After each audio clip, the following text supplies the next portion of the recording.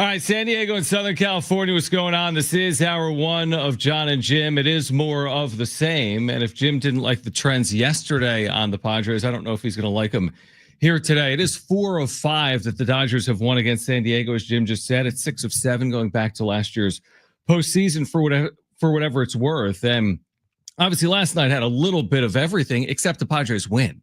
And we'll get into all of it and the struggles of Xander Bogaerts and the back and forth, the tit for tat. Fernando Tatis Jr. was hit. Shohei Ohtani was then hit as well by the Padres. But again, the end result's the end result. And the Padres, they are not hanging in this division right now. They've fallen a season high, Jim, 5 games out.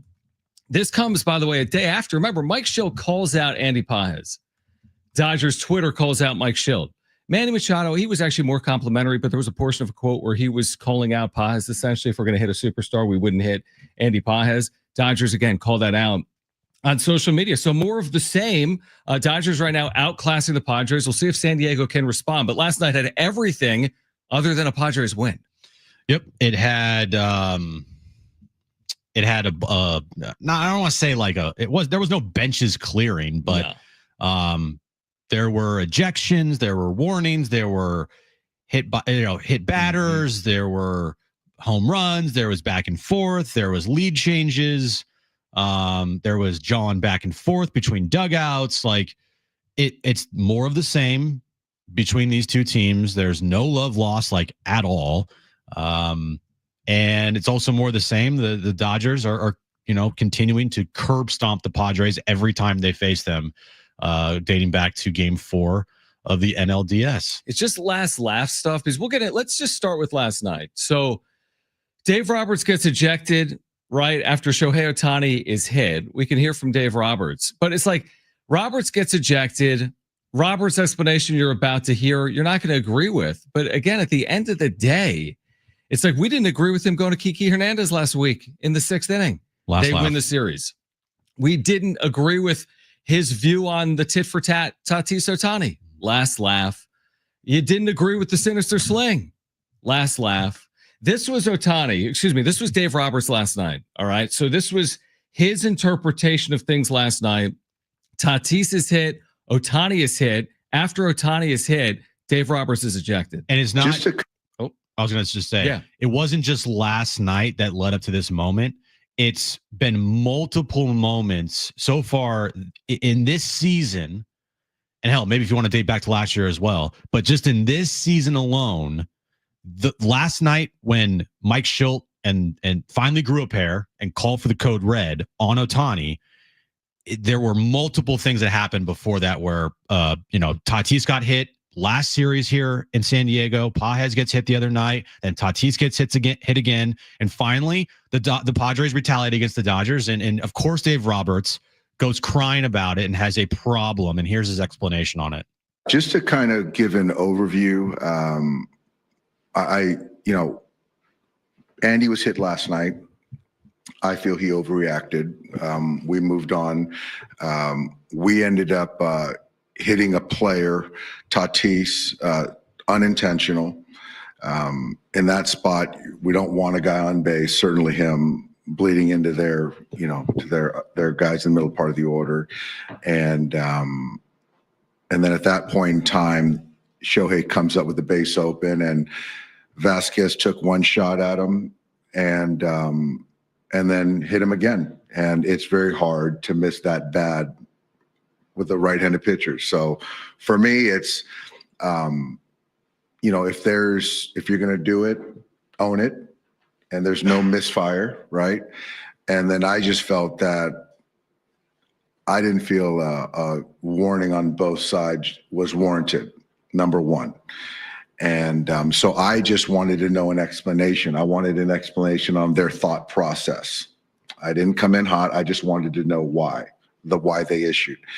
And at that point in time, I realized later I got tossed, which I didn't understand or appreciate. And even looking back and to see Mike get the opportunity to talk to umpires after I was tossed and their explanation, and he was still in the game. So I think what anyone wants is consistency, right? And so for me is I wanted an explanation. what's going on forward and their decision making, and I got run. And so for me, it's just there was no consistency, and I just wanted feel for the game, and that's what I asked for, and I feel we didn't get it. So your opinion was Absolutely. I mean, this guy, he hasn't come close. And for me, it's like if they feel that's warranted on their side, part of baseball, if that's what they feel, and I give them credit because they hit him in the leg, own it. And we move on. But it's not a misfire. I do feel it was intentional. And again, that's part of baseball, which we all understand. Dave Roberts is truly a clown. And he's also very phony. He's very disingenuous. He doesn't, he's not, look, you want the Padres to own up to it. Why don't you own up to what you've done too? Well, what is owning up to it? You can't own up to it. If Randy Vasquez says post-game, I did it with intent, or if Mike Shildt said we ordered him to throw, both Shildt and Vasquez are suspended. That's a Major League Baseball rule. Mm-hmm. So there is no owning up to it. You know what it was done. He just said, I give him credit for where they hit him, and they did what they felt was necessary. That's it. Baseball polices itself. Yeah. Baseball polices itself. That happened last night. I don't expect Dave Roberts to say anything else. I don't think he's going to. I didn't expect him to be like, I knew they'd throw me out. I thought I'd get ejected. And I felt that the Padres hitting Ohtani made a lot of sense. I didn't expect him to say that. But I also don't know why he would say that they should just go out and own it, because there is no owning it. The Dodgers have never owned hitting a batter, and the Padres haven't done that either, because you just don't do that. By the way, before the show, I went back and I watched the at-bat. Dave Roberts says there that they tried to hit him one time and they missed, and then they hit him again. Well, what? That didn't make sense. And I watched the at-bat, and Randy Vasquez, look, round of applause for Randy Vasquez today, because finally somebody on the Padres took the code red from Mike Shildt and executed it perfectly. Okay. The pitch that Randy Vasquez hit Ohtani on was a perfect pitch. Even Pedro Martinez, who was on TNT broadcast last night, said that's how you do it. First pitch to Ohtani, it was in, nowhere close to Ohtani. It was off the plate, in. Ohtani easily moved out of the way, wasn't even close to him. Next pitch, got him in the thigh. Perfect execution. And if you're Dave Roberts, you should expect that to come. Like, what are you expecting there? You're expecting them to not do something after you've hit Ohtani, or you've hit Tatis now twice this year? Did he say that they had one chance and they missed? I missed that. He said they had one chance and they missed it. He said he threw at him, he missed him, and then he threw it at him again. Oh, because he thought the first pitch that was in was them throwing at him, and then they took another shot at him. Right. No, but the difference there and where there's got to be 2 feet in variance with the pitch that he missed it. That's how you do it. You throw it inside, all right, and then the next pitch you hit him. So then you can go, hey, we all know you hit him on purpose, but when you talk to the media, you're like, hey, I was trying to throw in and I just lost control there. Yeah, again, what I would say to kind of balance it out a little bit is like, congratulations to the Padres for hitting Shohei Ohtani. That doesn't really do anything. Like, okay, you proved a point. We're not going to allow Tatis to get hit.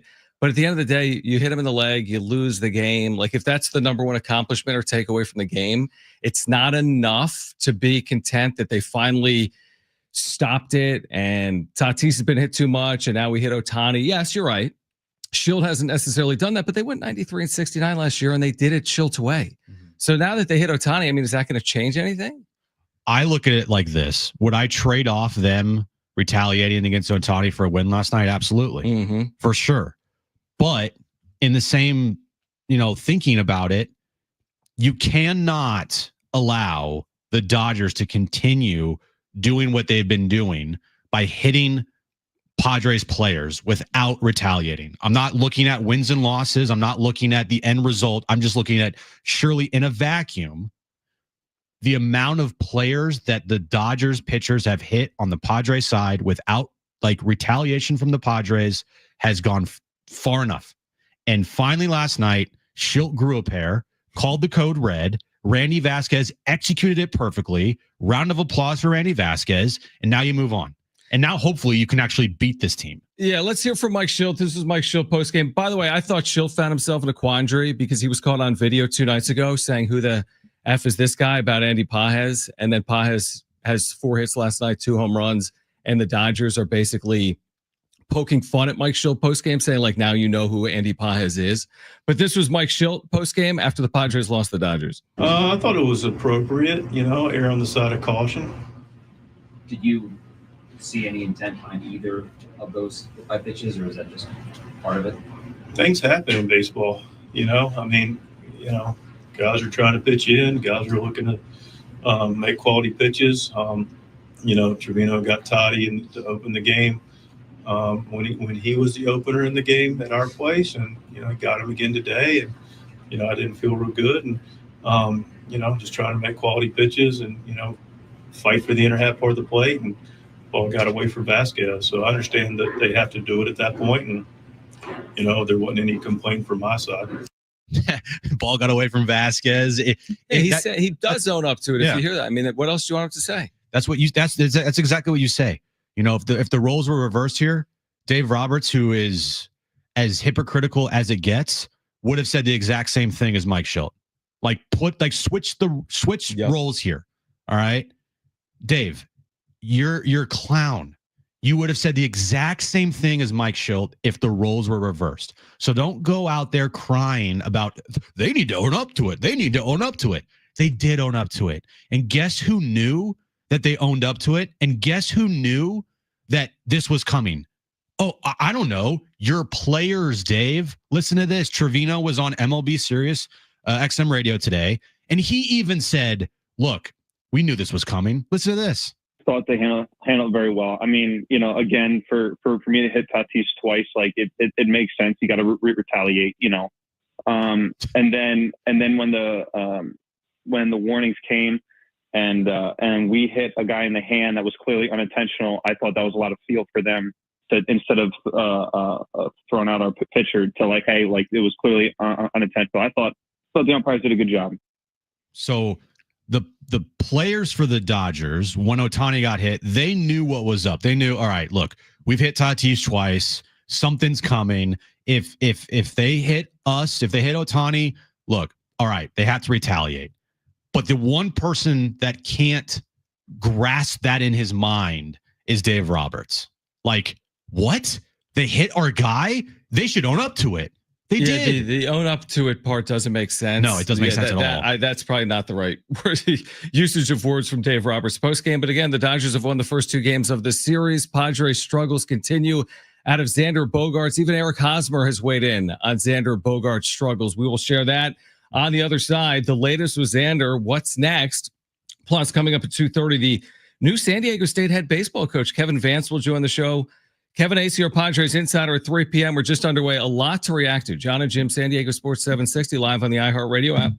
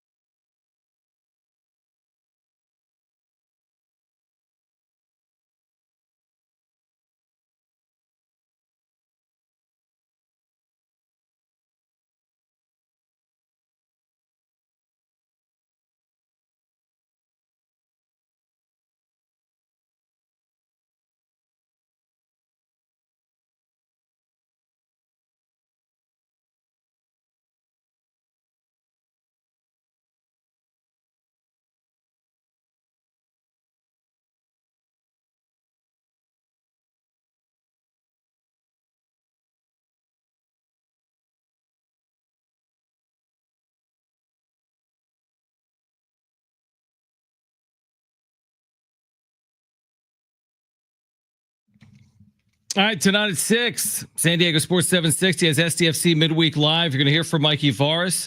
Darren Smith, I know, is going to be in studio tonight at 6 p.m. So you can find out the latest on the club on Major League Soccer, SDFC Midweek Live every Wednesday at 6 on your home for San Diego FC, San Diego Sports 760. So, okay, to on-field for a moment last night, because the Padres said this is the 16th consecutive game the Padres let in, which is ridiculous because they're 7-9. Like that alone, there's an issue. Like if we looked at them before this stretch, when they led, they had to be winning 80% of the time. Now in these 16 games, I haven't had huge leads, but they're 7-9 leading in their last 16 games. And then you're under a microscope when it's Dodger Stadium against the Dodgers. And you see how it plays out last night for Xander, where it's already been an awful year, right? It's already been a bad contract. And then it's all magnified, Jim. 0 for 5. Rally killing double plays. He had an opportunity to tie the game with second and third in the 7th inning. Didn't come through. Was the last batter in the game. Made the final out. 0 for 5 for Xander, who is right now mired in the worst season of his career. It's just as simple as that. He's hitting 227. He's got a 615 OPS, and he's going to the plate right now. We said this last night. He's expecting not to come through.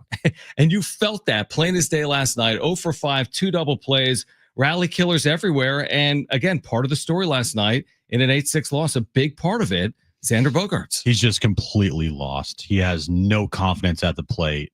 He is as anti-clutch as it gets in his career. In his career with the Padres, with runners in scoring position. Mm-hmm. Do you want to know what he's hitting with runners in scoring position? In his career with the Padres, not his overall career. It's under 200. It's actually above 200. It's over 2. Oh, in his career with overall? The Padres, not overall, just the Padres, not with the Red Sox. Tell me. 210. 210 in his career with the Padres. A 71 WRC plus. Okay, so league average is 29% worse than league average. Way worse. His OPS is 616. He's in his time with the Padres. Yeah, not only is this guy like the biggest anchor as far as a contract goes, but on the field, it's damn near worse on the field. He is sucking all the vibes out of the team when there's opportunities for this team to do damage. You know, last night in the 7th inning, was the 7th inning, right? Yeah. In the 7th inning. Second and third, maybe 2 outs. Second and third, 2 outs, you know, just pounds the ball into the ground because he can't hit the ball with any type of pop. Everything is grounder. I mean, he is so pull happy. It's not even funny. Look at his spray chart. It's all pull happy. I mean, he is just hitting that ball to the left side as much as possible. I hear people and I see people, and again, it's social media, so whatever. But still, well, that inning was because, you know, Gavin Sheets swung at an awful 3-1 pitch, and it should have been a walk, and there should have only been 1 out, and blah blah blah blah blah. Gavin Sheets is not paid like Xander Bogaerts is paid, and Gavin Sheets has done more than enough this season for the Padres. He has been a bright spot of all of AJ Preller's moves this offseason. Like, there's not many, and Gavin Sheets is one of them. But at some point, Xander's going to have to come through. Can he just come through once? Can he have a big moment?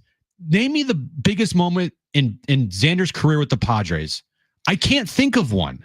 Yeah, I mean, there's a lot of. I'm with you. There have been a few. There's been a few this year. He had that week where he actually, I don't even remember. He had maybe 8 or 10 RBIs in a week. Here's what's crazy. I can't split it between Boston and San Diego, but in his career with men in scoring position, his OPS is 787. In his career, including San Diego, which means in his career with runners in scoring position in Boston, his OPS was probably 850 plus, maybe 900. That's how good he was in Boston. 850 OPS in Boston with men in scoring position. He's 616 here. Now, I've always broken it down like that. Look at his Boston numbers. Look at his San Diego numbers. Boston, he's a Hall of Fame trajectory player. San Diego, he's replacement level. And now the issue is, and we can complain about him for forever, and we will. We will. But the issue is they got no real options. He's got this long deal. you can't get out from underneath it. He could literally go away tomorrow. You owe him all the money. Mm-hmm. So now you're just starting from a negative because he's owed 25 plus million per year, kind of like the dead money from Eric Hosmer over all these years. You can't get rid of him. You can't not play him because they're not going to do that. You could drop him down the lineup, but what are the options right now with Jackson Merrill out, with the issues they've had in left field and catcher as well? So it's like they're just stuck in a spot where I think in the short term, 2025, I don't know what's going to change. I think he's going to be rolled out there each and every game, and people are going to expect something to change, but I don't think anything's really going to change. And I'm not expecting Xander Bogaerts to have some resurgence in the second half of the year, but I'm also expecting him to probably be playing every day in the second half of the year. Xander Bogaerts is like, he is literally the definition of insanity. Because you just plug him in each and every day and expect something to change? Exactly. Yeah. Nothing's changing. And the most frustrating part, other than the fact that he never comes through for this team, he is seemingly always up in big situations, and he just kills rally after rally after rally, double play after double play after double play. You know, everyone thought that Eric Hosmer hit into a lot of double plays. This guy's hit into more double plays and less games played in a Padres uniform than Eric Hosmer. Think about that. How? It's ridiculous. The worst part of it all is there's nothing anybody could do. Nothing. You can't DFA him. You can't trade him. You can't move him down in the order. You can't bench him. Nothing. There's nothing you can do if you're the Padres to rectify this massive, massive mistake that you made. Nothing. Because you're not in year 8 where you could say, all right, we got to eat like how many? Yeah, 80 million. Yeah, whatever it is, right? 60, 70 million. We got to eat 60 million. You're in year 3 of an 11-year deal with 7.5 now. No, 8.5. 8.5. You're right. Yeah. 8.5 years left. Yeah, they owe him $215 as we sit here. There is not a single thing this franchise can do about it. And everybody that watches the Padres, all Padres fans, everybody, we're just going to have to continue to watch Xander Bogaerts go out there and just suck. Yeah, the whole DFA him. I get it from a fan perspective, but the money's owed. I mean, the money's owed, which isn't really a reason to play him, but he's going to play because he's owed all this money. It's either Tyler weighted short. It's Tyler weighted short or Xander Bogaerts is short. Because of the money, it's not even an option. I know. He's just going to play. I know. Yeah. All right, we'll switch gears. Kevin Vance, the new San Diego State head baseball coach, coming home. He played at Torrey Pines. He was the pitching coach at Arizona. They were in the College World Series. He'll join us live on the other side. Stick around. Kevin Acee will join us at 3 p.m. Kyle Glazer, Friar Territory at 3:30. Full reaction, getting you ready for Game 3 as well. This is John and Jim, San Diego Sports 760, and live on the iHeartRadio app.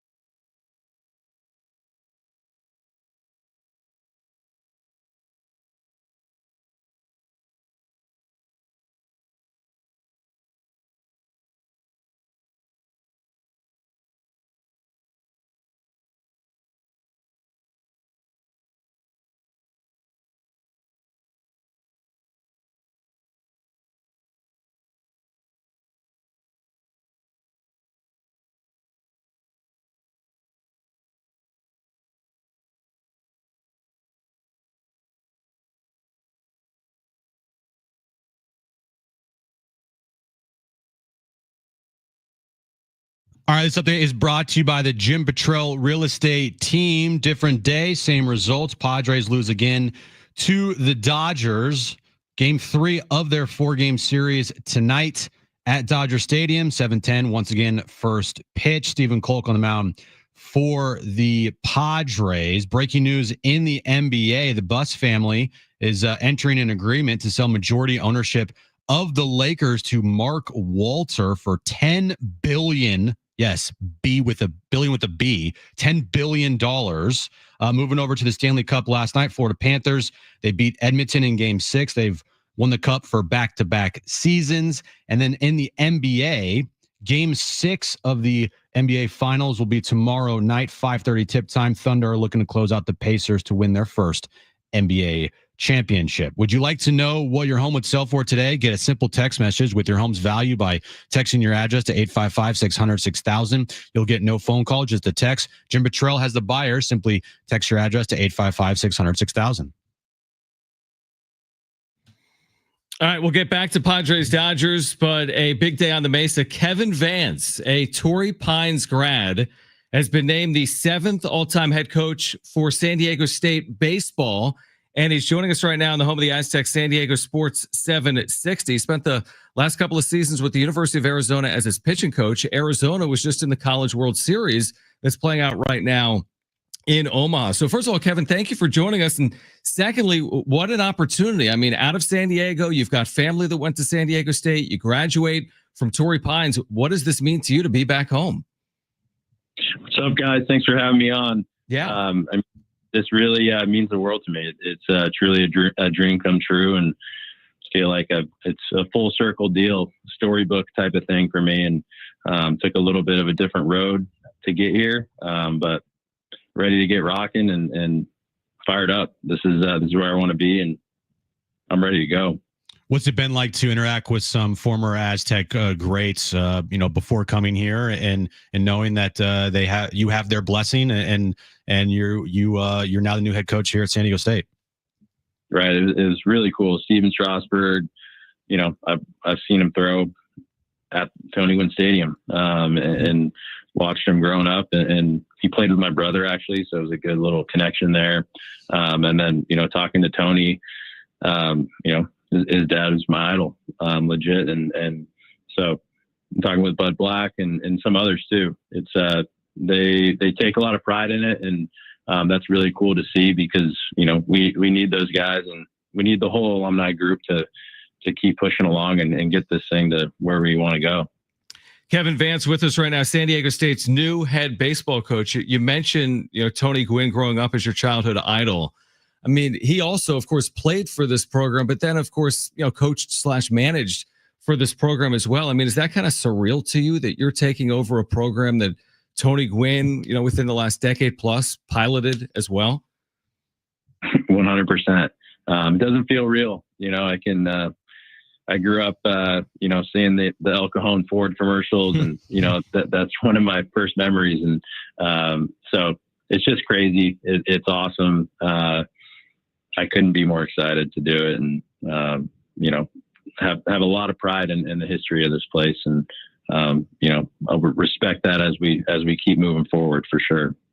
Being from coaching in Arizona previously, before coming here, what are some things to take away from your time in Arizona that you hope to implement and instill here with the Aztecs? Yeah, I learned a lot. Especially in the last couple of years, right? Getting to Omaha. That's another lifelong dream as well. And just the little things that matter when you're trying to win in tight situations, right? Calling pitches with the game on the line, going to Omaha. Those are hard situations, and just figuring out, what are the intangibles that are going to allow you to win in those pressure spots? Because at the end of the day, that's what we're here to do, win championships. And so getting the right guys that can do that is important. And, I'll always stay learning. I'm sure I'll mess some things up in the next year or so, and I'm just going to keep learning from them.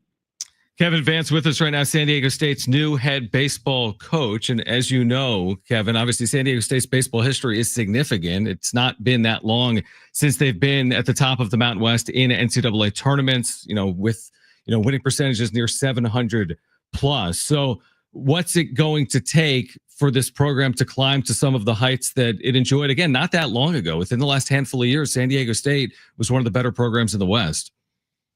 Right.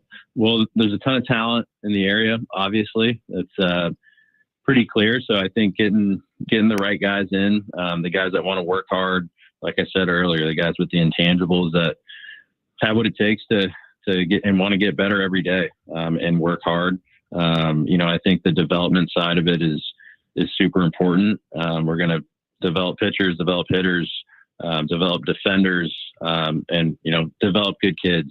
And the guys that want it and kind of fit into our system and are going to work hard. You can't replace that. So getting the right guys and just putting in a lot of work. What is the first order of business for you coming here? Yeah, just getting the roster figured out. There's with the transfer portal, there's some guys in there, and so making calls, getting to know those guys and let them know who I am, and filling in the holes where we need to. But getting to the players first, that will be the first priority. The players on the field. So. Kevin Vance with us right now, San Diego State's new head baseball coach. What's your reaction when you hear, I think J.D. Wicker might have mentioned it earlier during your press conference today, the idea of San Diego State baseball as a sleeping giant. How do you see San Diego State and where it fits into the ecosystem, especially with the move to the Pac-12 coming in 1 year? You know where Oregon State has been over the last couple of decades. When you hear sleeping giant, what do you think about when you hear that? Yeah, I think that's spot on. The community around here, I think people see that too. And that's a big part of it. The people that rally around this program and show up to games, having that support in that community, right? When you add winning some games to that, it just snowballs in a good way to, lead to something like, a giant that's no longer sleeping. There's a lot of programs that have done it, and I feel like this is probably if I could pick one out of all the places in the country, like this is the sleeping giant. And there's a lot of work that has to go into that, and some time that we need to push on that. But we have the facilities, we have the best weather in the world, the best city in the world. I almost forgot I'm back here. It's unbelievable. And so just all the factors, and it's a baseball hotbed, and, the players around here, that's where we need to get it to where, the kids in San Diego, they grow up and they want to come play at San Diego State and win championships. And there's no reason we can't do that. And there's no reason we can't become, one of those non-Power 5 schools that's in a regional every year and hosting regionals. That is ultimately the goal for me. One of the goals to, host a regional at Tony Gwynn Stadium, but we got a long way to go and some work to do that. But have everything we need, right? And it's all here. We just got to get it lined up and put the work in. And I'm not afraid of that. Oh yeah, definitely. And with that being said, how much of a priority is it? Like the talent here in San Diego for in the baseball community in high school, it's really, really good. How much of a priority is it for you to try to make sure these kids stay home and go to San Diego State instead of being recruited to other, out of state schools? Yeah, in terms of recruiting, that's really number one and the number one focus. Absolutely. And it's easier than traveling around to go find them too. That's the advantage of being here is, there's going to be some really good baseball players playing baseball right down the street. And being able to go see them will be pretty easy. And that will be the number one priority in terms of recruiting, is San Diego County and a bunch of, the neighboring counties as well. Dominate SoCal, that will be the goal. My final question for you, Kevin, would be just like, what type of resource do some of these, Aztec for Life alums, like what is that going to mean to you? Like having a Steven Strasburg who's so committed to SDSU, having Buddy Black who's managed the big leagues for forever, right?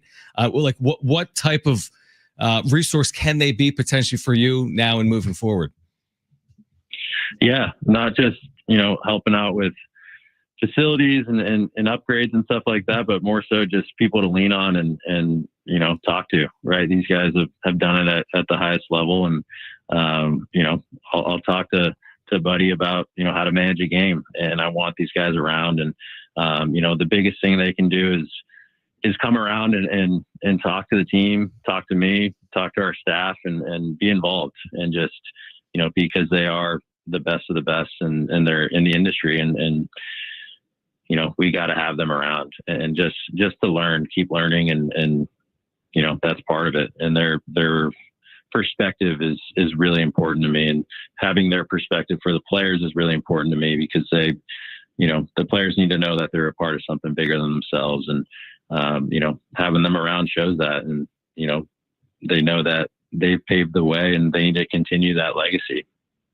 Well, Buddy has some time on his hands now, so it won't be too hard probably to get him around the program and make sure that he's helping you and involved maybe as much as he possibly can, right? For sure. Kevin, we appreciate you taking time for us. Congratulations coming home from Torrey Pines back to San Diego State with all the success as a player collegiately. I know you spent a long time in the minor leagues, and then back to college baseball, and now a head coach at San Diego State. Congratulations in order. We look forward to catching up with you soon, and thanks for hopping on. Thanks so much, guys. I appreciate it. All right, Kevin Vance, the new head coach at San Diego State. We mentioned Eric Hosmer weighing in on Xander Bogaerts. He literally did. He reacted to John and Jim, and we'll explain on the other side. Kevin AC at 3 p.m. Don't go anywhere. It's John and Jim, San Diego Sports 760, and live on the iHeartRadio app.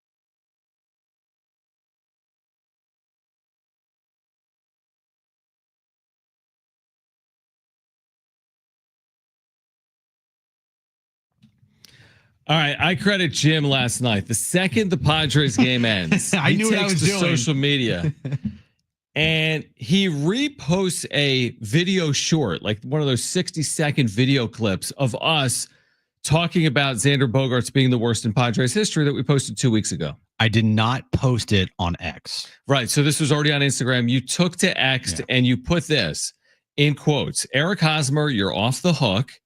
Bogaerts is the worst contract in the history of the Padres. Do you agree that Bogaerts is the worst contract in franchise history, with like a link to our YouTube video? And then there's the video where you and I go back and forth and we're like, Hosmer was not this bad. He didn't get paid near this money. Hosmer was bad. Don't get that twisted. Hosmer was bad. But you're comparing the two worst deals. I'm comparing, contract to contract and production to production. And we say Bogaerts is worse. And they don't match. So I wake up this morning at 7 a.m. Jones races into my room. He's like, Daddy, look at this. Yeah, look at this tweet I just saw. And then I'm brushing my teeth. He's downstairs. I go to my phone. I see the notification. The first reply I see to the tweet, which took off. I mean, hundreds of people have commented and liked and shared this tweet. This is about Bogaerts, who went 0 for 5 last night against the Dodgers. And it hit that chord. The first reply I see, Eric Hosmer with the check mark at the real HOS 305, Hos 305. The show looks great, boys. Keep grinding. You'll get there. With a cool guy's thumb emoji. And we both were like, okay. What's his podcast or YouTube page called? I don't know. He gave you the hang 10 thing? Yeah, hang 10, bro. As if to say we'll get there. Meanwhile, like a pat on the head, good job, hey, little boy. Hey, bud, I mean, with all due respect and not to toot our own horn, I think our podcast is done better than your podcast. If we want to compare podcasts, we compare contracts. Between Bogaerts and Hosmer, you want to compare podcasts? Is it called the Digging Deep podcast? It may be. Digging Deep? It may be. All right. Now, again, he's interviewing Fernando Tatis Jr. He's got some good guests on. No doubt about it. All right. Right. Let's just see here. My computer is stupid. Yeah, how about this? He interviewed, let's say, he interviewed Trey Mancini a month ago, right? It's got a couple thousand views. I mean, he'll do, he could do a handful of thousand views on some of these videos, but he's interviewing current and former major leaguers, and he played in Major League Baseball.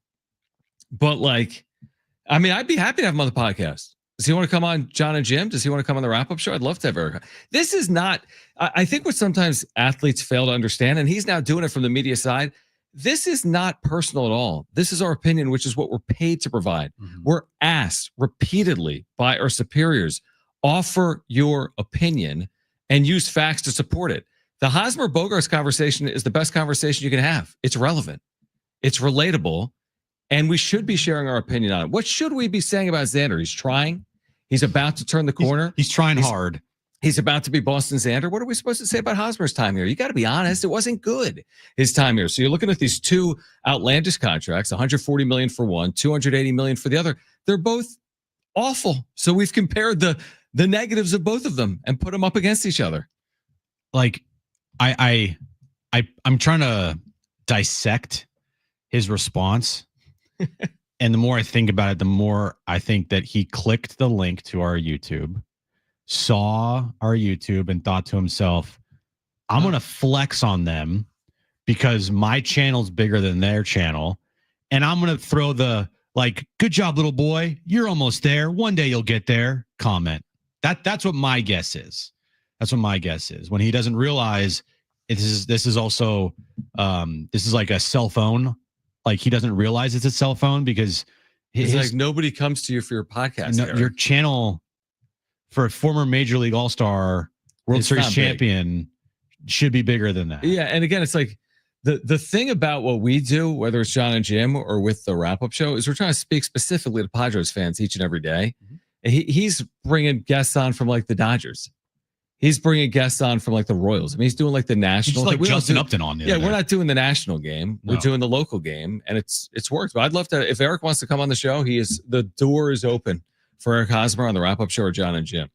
There's some things that Eric has said in his new endeavors that I actually thought were pretty insightful and good. But I don't really go to Eric Hosmer's Digging Deep. I think that's what it's called. Digging Deep. Well, he unblocked you. He did. So that's recently. That's a maybe start. he'll reblock you. That's a start. Well, I haven't said anything about. I mean, you just did. You said this. Hey, if anything, Eric should be happy. Him. I complimented you, dude. I said, congratulations, you're off the hook. Right. We're not going to think about you first when it comes to worst contracts in Padres franchise history. Like, that should be a win for you, Eric. You should feel happy about that, because Padres fans have taken their anger at you and have shifted it to now current Padres player Xander Bogaerts. Right. So you should feel happy. Your mentions should be like clean now, because for the last couple of years, or not the last couple of years, but ever since you left here, they weren't pretty, man. You had to block a lot of Padres fans. Now you're off the hook. Yeah, I just asked ChatGPT for the worst contracts in baseball history. Oh, I love me. I love me some ChatGPT. And I said, and where does Xander Bogaerts rank? Just to like, yeah. I did that the other day. I said, compare Xander Bogaerts' contract and production to Eric Hosmer's contract and production through 2.5 seasons. And it put together this like extensive list of statistics and everything. And I think it came to the conclusion, while Xander Bogaerts may analytically be better than Hosmer in some categories, production-wise, Eric Hosmer had better production than Xander Bogaerts in his first 2.5 seasons. Well, look at this. Like Hosmer might not like it, and I don't think Bogaerts cares, to his credit. He's never on social talking about stuff like this. But I asked ChatGPT. I don't think they're biased in the conversation. They're computer. And they gave me the widely agreed upon worst contracts ever. Chris Davis with the Orioles, that was an absolute disaster. Albert Pujols with the Angels, disaster. Jacoby Ellsbury with the Yankees. Robinson Cano with the Mariners, Josh Hamilton with the Angels, Prince Fielder, Barry Zito with the Giants, Mike Hampton with the Rockies, Jason Bay with the Mets. Now remember, half of these guys are pitchers that I just mentioned, or like, the Barry Zitos or the Mike Hamptons. And then it got into Bogaerts and said, verdict. It's on trajectory to be a top 10 worst Major League Baseball contract ever, pitchers and hitters included. We'll throw in Anthony Rendon. Yeah, fair. Sometimes this is like a year or two. Steven Strasburg, throw him in there. But I would argue, if I was a Nationals fan, I wouldn't even care, because Steven Strasburg helped win the first World Series in franchise history. And again, it was all based on health. Right. Xander hasn't solely been based on health. If Xander goes and in a postseason run is the best player out there and wins a World Series MVP, I don't think anybody's going to really care after that about the contract. Yeah, absolutely. You know 100%. What I mean? 100%. But now I just asked, if you didn't include pitchers, where would it rank? And yeah, they're basically putting them in the top 5. So anyway, it's not just us saying it, is my point. I mean, if you're going to be honest with the listeners, like seriously, if you're going to be honest about this, you have to have the discussion about how this contract is weighing down this team, not just now, but moving forward. And that there's no real answer to get out from underneath it, which is tough. That's not our job. We're not paid to figure out how to make it work. Mm-hmm. We're paid to tell you that don't be fooled. What you're watching right now, what you're watching play out in real time, is a player completely underperforming his contract. Well, while Manny's in the midst of a Hall of Fame career, you're watching Xander Bogaerts like tank the remaining portion of his career. And it's not something that you should be proud of saying if you're like, well, he's better than Tyler Wade. Of course you should be better than Tyler Wade. Right. Like, oh, he's better than Jose Iglesias. Right. Duh. He should be better than all these guys. Sure. So if you're one of those people out there that's like, well, at least he's better than X player, not X as in Xander, but just like, give me a player that's on the team right now that fans want to be replace Xander with. That's not some type of like awesome thing to say about Xander Bogaerts, that at least he's better than Tyler Wade. He should be. Right. That's a very good point. Yeah. That like, why are we comping him? That shouldn't be the comp. No.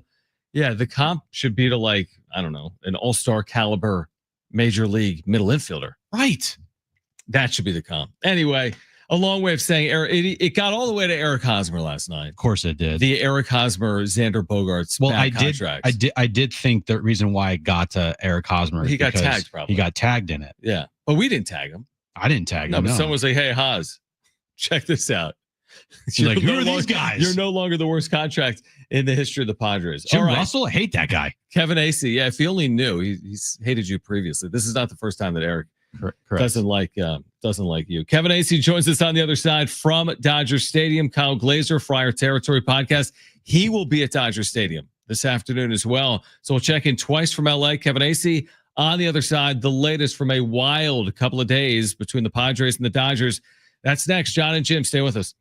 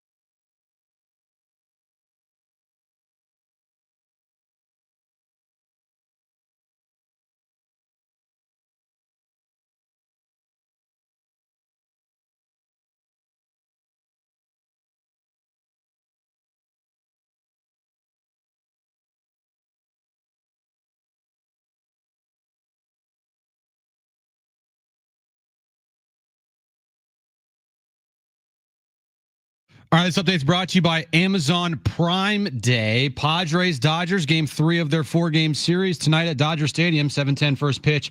Stephen Kolek on the mound for the Padres. Breaking news in the NBA, Mark Walter, the owner of the Dodgers, has purchased the LA Lakers for approximately $10 billion, the largest sale of a professional sports franchise in the world. Stanley Cup final last night. Florida Panthers beat the Edmonton Oilers in Game 6 to win the Cup for the second consecutive year. And tonight at 6 p.m., it's SDFC Midweek Live with Darren and Adrian Garcia Marquez. 1 full hour of SDFC talk. If you love deals, you'll love this. Prime Day is lasting 4 days this year. That's 4 days of unbelievable deals in every category you can think of. So you can save big on everything you're into. Shop Prime Day, July 8th through the 11th.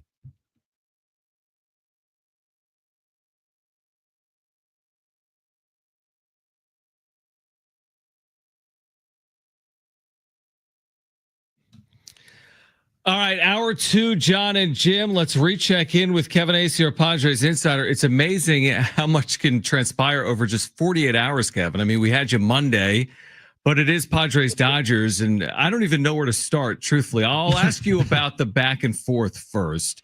Tatis gets hit again by Trevino. Ohtani gets hit. Roberts is ejected. What Roberts said postgame, what Schilt said postgame. Where do you weigh in on this? To me, some of it is just baseball being baseball, and it kind of just polices itself. But what did you make for the way things played out last night? We'll get into the on-field results in a second, but just the way that everything plays out when the Dodgers and Padres get on a field together. Yeah, it is the way it happens. And I honestly don't think Tatis was hit on purpose. I do think that Ohtani was hit on purpose. I do think there was a time last year, and I forget exactly when it was, but Randy Vasquez isn't afraid to be that guy. That's fine. And Ohtani knew it. I don't think it was a big deal. I do think Dave Roberts does this stuff on purpose. I think that big market managers, that's one of their things. One of their things is to be the lightning rod. And I think that Dave Roberts actually does it pretty well. I think it's a big part of his salary. Takes it off his players, causes a little scene, whatever. And sometimes it works, sometimes it doesn't. It's fun, I guess. It's not great. I wish these were afternoon games, personally. They're a little rough to be going down at 9 p.m., but they're a lot of fun. No, I totally get it. It's like by the time. What time did you get out of the ballpark last night, Kevin? Well, I got out of the ballpark at 11, but that's I haven't started the newsletter at that point. So right, you're still working. So yeah, why don't you freelance that out? Yeah, and it's fun, and you want to be on top of it, and with this, you're basically, your thought is, where do I start, and what am I going to forget or miss? That's how much happens in these games between these two teams. Right, a lot of stuff happening, and the back and forth between hitting of Tatis and hitting of Ohtani, that's stuff that, I mean, it has to do with the game, but it's kind of not really anything to do with the game, right? And so when you look at the actual game last night, right, one of the biggest lightning rods with this team is Xander Bogaerts, and he kind of brings it upon himself by not coming through in these big situations. And I couldn't help but recall your article on Xander on May 1st when he said this to you, quote, "People might not want to hear this, but the shoulder last year was actually the best thing that could have happened to me. I'll say this, if I did not get hurt, I would have not hit more than 230. My season was bad, but I still ended it good. It would have been a disaster if I did not get hurt." And I can't help but think it feels like he's in the same exact mindset, production as he was last year before the shoulder. And I'm not saying that, he needs to have an injury to have a couple of months off so he becomes good again, but it feels like this is spiraling just like it was last year for Xander. Yeah, except it's gone on longer, right? Both of his years, there was the first year was the wrist, and he needed to get the shot, and he came back strong in the second half, really strong. Last year he was okay. Second half after the IL, but you're right. This has gone on, and yeah, of course we don't want an injury, but I honestly man. Too bad the guy can't have a couple days off, because nothing else is working. And let me promise you, no one works like Xander Bogaerts. Now we're past the point where that should really make anybody feel better. But I just the guy is just busting his butt, and everyone knows it. And maybe he needs a couple of weeks off because, like I said, it's crazy. And I have been counseling people because it is, I don't know if it's the number one topic, but it's getting there. I've been counseling people, look, there is nothing that they can do about Xander Bogaerts this year. You just need to hope he has a good second half because he's not he's not gone now, right? But maybe I'm wrong. I've written about it before. They know they're going to have to come up if he doesn't get better, which now that's a gigantic if. They got to come up with a solution to get out from under that thing. The amazing amount of money that's still left, and I don't know. I really don't know. It is a major problem. It has been, but it's when and I've written this before, the offense has died at Xander Bogaerts' feet. It seems like a lot this year. It not seems like, it is a lot. I don't know how many games, but it's a lot where Xander Bogaerts could have multiple times changed a game. And that's a huge problem considering the money he's made. Including last night. And to your point, maybe it's more of an off-season conversation, but even in the off-season, what is a good way to deal with $200 million owed to a player? You don't say, hey, we'll give you $10 every day for the next 10,000 years. It doesn't even matter. It's dead money for forever. And it's a question that AJ Preller in the front office and the ownership group is going to have to deal with at the end of the year. I want to go back off field for a second because I think you were there last night. You were with Mike Schilt when he spoke with the media. Is that correct, Kevin, last night? Yeah. All right. So did you find it interesting that in his post-game comments, he almost paused to show an amount of gratitude to Andy Pages, who he got caught on video the night before saying, using choice words about Pages. And then the Dodgers social media account basically trolled or took a shot at Mike Schilt as well when Pages hit a couple of home runs yesterday. Do you think it? I'm asking you to speak for Mike Schilt, which isn't fair, but does he, based on what he said, does he regret what he said there on camera about Pages? I don't know if regret, because that's the heat of the moment and that's who Mike Schilt is. But I do, you're right. You're asking me to speak for him, but I think Mike's pretty transparent. Mike doesn't really talk about other teams' players. He's refused to before, right? Especially post game. I do think that was fairly obvious what he was doing there. Yeah, absolutely. Now, I'm not saying that what he said wasn't legit or sincere, but the fact that he went out of his way to talk about it and then was asked a couple more questions and gladly talked about it when all of us have been on the end of trying to get Mike to expand on something and he wants no part of it. So without a doubt, I in my mind, someone who's now covered him for a couple of years and known him for more than that, he was definitely sending a message mea culpa to some extent. Mm-hmm. When you look at the bullpen uses, Kevin, and you've been on this for a while now, it feels like it's starting to really catch up. Now, the Dodgers are also a really good baseball team. And last night, Jeremiah Estrada, maybe the Dodgers have his number. I don't know. But the decision to pull Randy Vasquez there after, I believe it was 68 pitches and go to the bullpen, once again, it backfired on Schilt. Yeah. Wrote about it this morning, and then we'll write about it again. You got Stephen Kohler going tonight and Ryan Berger tomorrow. At some point, these guys got to go longer. Now, you could call it an unfortunate coincidence that the last two times that it was actually three and it worked out the first time, but the last two times here against the Dodgers that Randy Vasquez was there and could have gone, it made sense in a vacuum to not have him go because of his troubles three times through the lineup, his troubles with lefties, and the freshness of the bullpen in that moment, most of all. It made sense. But when you start going big picture, it's time to maybe see if Randy and whoever else, if in the moment, because here's the deal. While it might be the quote unquote in a vacuum that night, the best way to go to bring in one of your fresh relievers, the strength of your team, try to ride that to a victory. If your guys can't go 6 innings, you're effed anyway. So it's time to start finding out if some of these guys can. Yeah, that's well said. Kevin Aces. How do you like that? I like that. Look at you, Kevin. John. I know that's your thing, but here's the deal. A little disappointed in the writer here who had to, I had to say effed. instead of coming up with some other word. But it's kind of like what it is. If you can't, you're screwed if you can't start getting more out of these starters. That's well said. Yeah. Listen, if it doesn't Sometimes work. you just have to use the F word, Kevin. Yeah. If it doesn't work out over there, you can just join us over here. Yeah.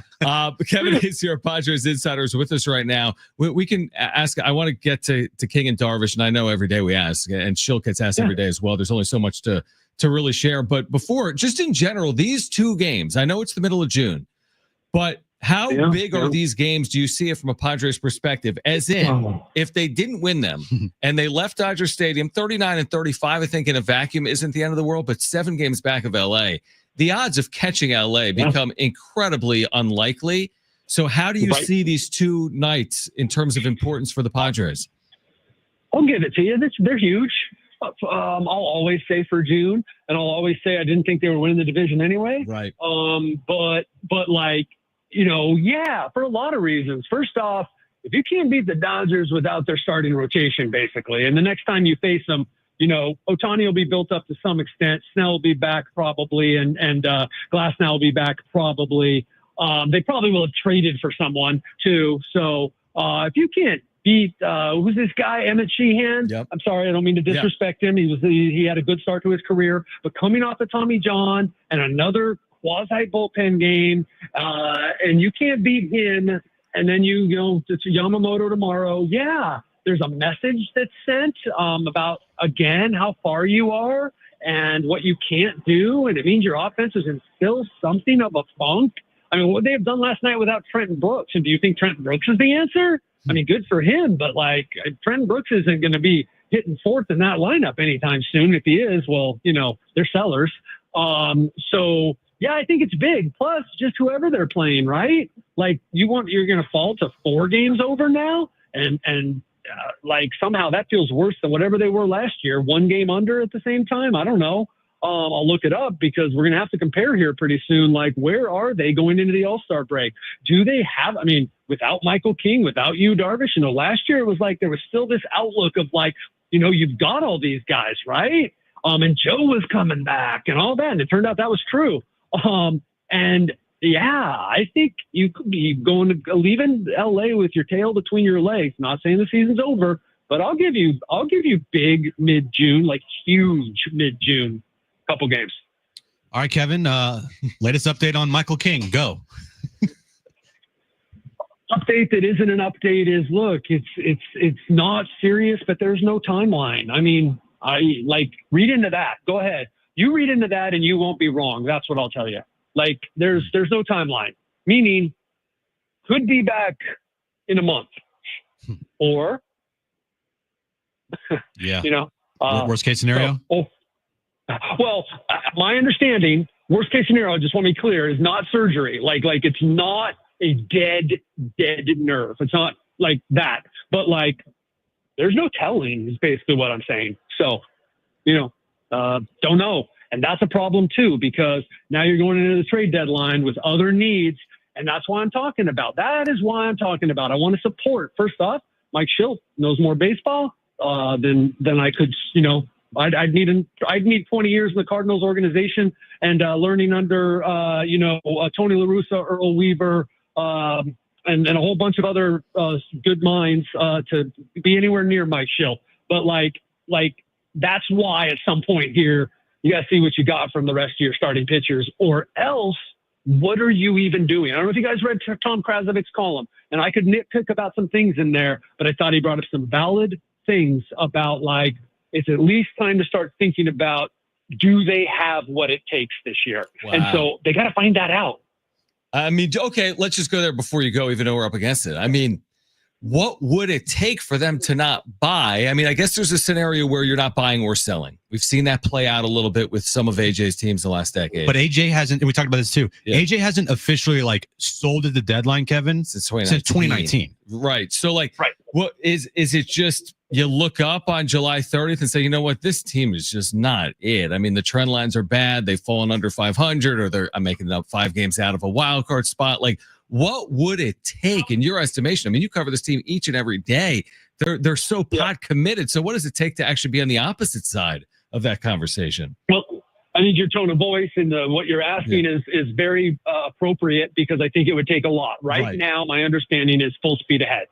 So, but those of us that stand back and go 30,000 foot, and believe me, internally, they are doing that at the same time as well. You go, what would it take? And it would just, at this point, 500 means that you have been pretty bad over the last few months, right? Right. I do want to remind people take a look at the 2022 season and the ebbs and flows of that. Again, they were stronger in the rotation, and they had more to deal with. There was also this pretty big deal that happened in 2022. I don't know how to answer your question hey, here's a definitive, because I don't know that anyone knows that answer. But right now it's full speed ahead, and it would take skidding bad, probably under 500 into the All-Star break. And then you start to go, okay, as bad as this is going to suck and as bad as it's going to play in this incredible fan base that is supporting us, that for the betterment of our team, maybe we got to make some moves. And then it's spun as a whole buyer-seller kind of thing, right? Where you're selling, but you're getting back some whatever, because they do have flexibility coming next year. And I don't know, find some way to unload Bogaerts and turn it into a win for the fan base. I don't know. And a win for the team, obviously. I'm kind of joking, but it's we've reached a point where these are all valid questions, guys. No doubt. Kevin, always appreciate it. We'll catch up Friday when the Padres are back home. Thank you as always for doing it. See ya. All right, great stuff from Kevin AC. Brought to you by the all-new Jamul Casino Resort, the Players Place. Let's react. Plus Kyle Glazer, Friar Territory. He's at Dodger Stadium. He'll join us in about 12 minutes. It's John and Jim.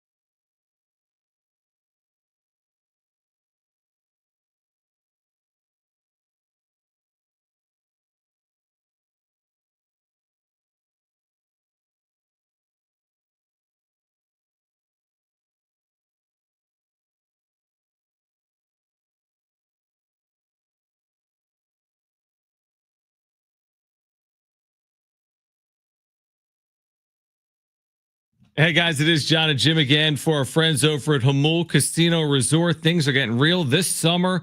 They got the Lux Hotel Tower, a long list of new amenities. You'll have more ways to play and enjoy all the perks of your casino fun. Players, when it comes to satisfying your wants and needs, we're not playing around. This is way more than a place to game.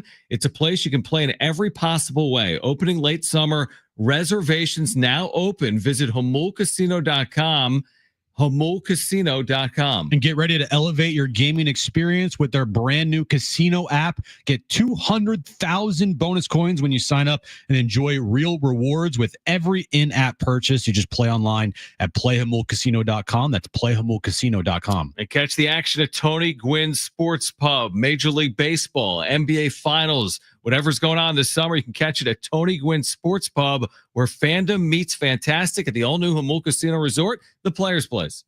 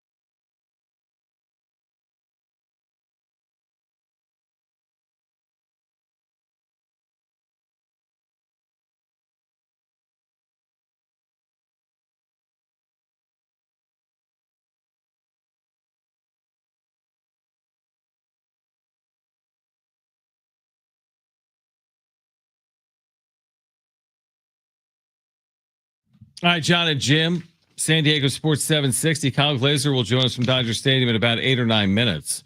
As we went long there with Kevin Acee, but good reason to do so. With this idea that it's not a guarantee the Padres buy. It'll be based on their play. Obviously, that's how sports work. Right now, they're still 39-33. You take that step back. I mean, they've played so poorly. They've lost, what is it? 5 of 6, 6 of 7? It's here 2, 4, 6 of 7? No, that can't be right. No, 6 5 of 8. 6. No, 6 of 8. Yeah, they lost 2 5 games. of 6 and 6 of 8. Yeah. Yeah. Okay. 5 of 6 is worse winning percentage than 6 of 8. Right. So I'm just looking at their last 3 series. Yeah, it's right. 2 and 6 in their last 3 series. If you go even shorter, 1 and 5 in their last 6 games. Right. So they have these 2 games against the Dodgers. Again, you take the step back, they're 39-33. Okay, a year ago in Philly, they were 3 games under 500. Like right now. Right now, they're 3 games under. So you look at it from that perspective, true. But I thought about this today. 90 games left. 50 wins, 50 and 40 is 89 wins. 50 and 40. 50 and 40 is good ball. They're 5 under over their last 50 plus games. They're 5 under 500 over the last 50 plus games. Now we're asking them to go out there and go 50 and 40, which may get them in. 50 and 40 may get them in with 89 wins. So to get to 93 wins like they did last year, they would need to go 54 and 36. That's incredible baseball. Not like last year, which is more incredible. The winning percentage. I don't know if this team has that in them. I don't know either. I'm not going to say it's a no chance. Great. Because they did it last year. Second half Schilt. His teams get hot. Like, okay. But last year's team, had the depth. Last year's team had the pitching. I don't know if this team will. And whatever trade AJ makes, it's not just immediately solving all these problems.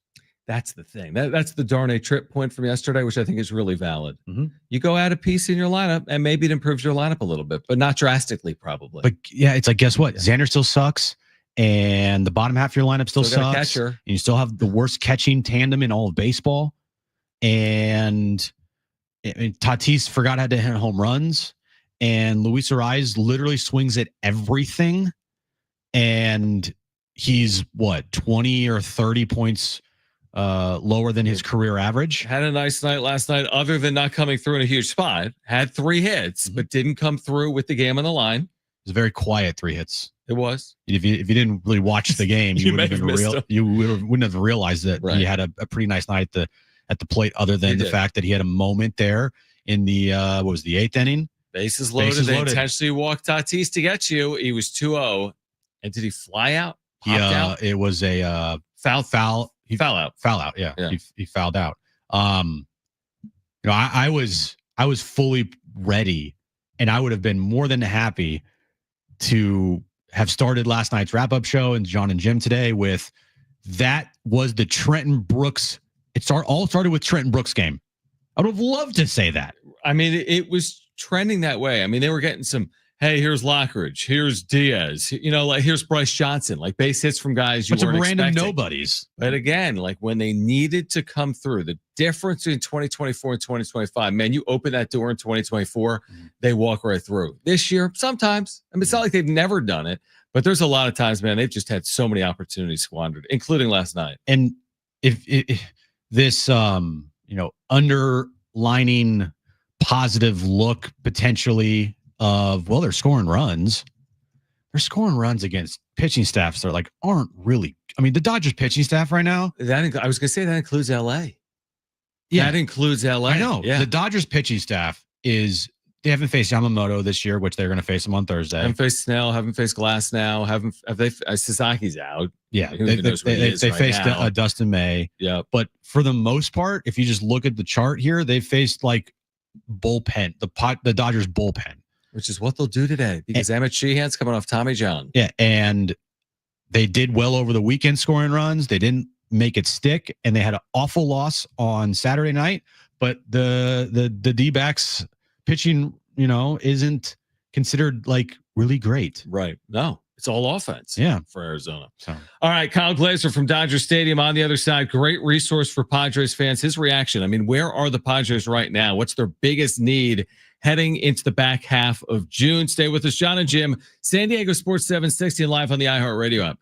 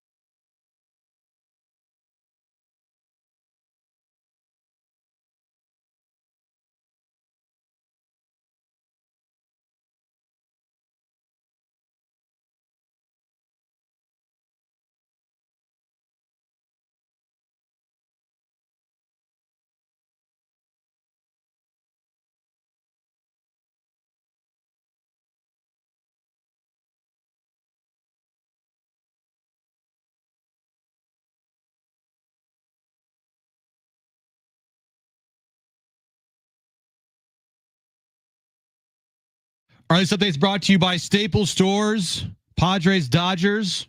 Game 3 of their 4-game series tonight up at Dodger Stadium. 7:10 first pitch. Stephen Kolek on the mound for the Padres. Moving over to the NBA. Breaking news, according to Shams, Mark Walter is in agreement to purchase majority ownership of the Los Angeles Lakers from the Buss family for approximately $10 billion. It's the largest sale of a professional sports franchise in the world. And tonight, 6 p.m., SDFC Midweek Live with Darren Smith and Adrian Garcia Marquez at 6 p.m., 1 full hour of SDFC talk. How many times have we all said that was easy? Well, the Staples Easy button is back, and it's got everyone saying it again for custom prints, shipping services, even passport photos, plus quality products delivered next day to over 98% of the U.S. Staples stores. That was easy. All right, game 3 of the series coming up, 7:10. Kyle Glazer there to cover it all. Padres and Dodgers doing a great job with the Friar Territory podcast. Used to be with Baseball America, an amazing resource for baseball fans, including fans of the San Diego Padres. So, Kyle, we appreciate it. We've all been watching these trend lines here with San Diego specifically. What do you see right now as the biggest issue that they're dealing with that is impacting their play? I mean, is it the starting pitching injuries? Is it the ineffectiveness at a lot of times of this lineup, specifically the bottom half of the lineup? Like, how's it all connected? Where do you see the issues lying right now with San Diego? Yeah, the core issue is in the lineup. As you mentioned, it's really been concentrated in the bottom of the lineup, but really it's the whole picture. Right now, since May 16th, when the Padres were 27-15, a season high 12 games over 500, since then, they are second to last in the major leagues in batting average, and they have the worst OPS in the majors. They're hitting 227 with a 641 OPS over what's now more than a month. It doesn't matter how good your pitching is. You're not going to win if you're hitting like that. So at the end of the day, this Padres offense needs to start picking it up. That includes, we've seen some of the guys at the top, Fernando Tatis Jr., Gavin Sheets start to get hot again, but really comes down to the bottom of the lineup, Jake Cronenworth of the world, and of course the Xander Bogaerts of the world. They have to give the Padres more than they have been. Otherwise, this team is not going to be able to turn this around. They need more from their lineup first and foremost. Do you have any out-of-the-box ideas on what to do with Xander here? Realistically, the problem is he should not be hitting 5th or 6th in the major league lineup. The production just is not there right now. They need to drop him to the bottom of the order, somewhere around the 8th spot.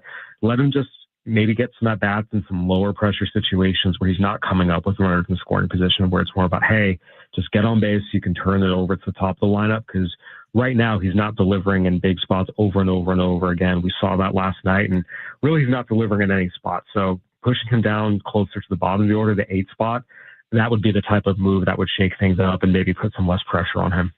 Can you give us some perspective on the deal, Kyle? Kyle Glazer, Friar Territory, in terms of what do teams do historically with massive contracts that don't work out? I'm thinking like Chris Davis. I mean, there's so Albert Pujols, obviously, like the second half of the deal with the Angels. Like, is there any option, not in the now, but in the future, whether it's 26, 27, or like this beyond? Offseason. Yeah, what options may present themselves? Can they rectify any of it, or how does that play out moving forward? We have seen historically that teams with deals this large and players performing this poorly are stuck with them. You mentioned Chris Davis. The Orioles were stuck with that one. The Angels with Albert Pujols, they were stuck with him until they DFA'd him.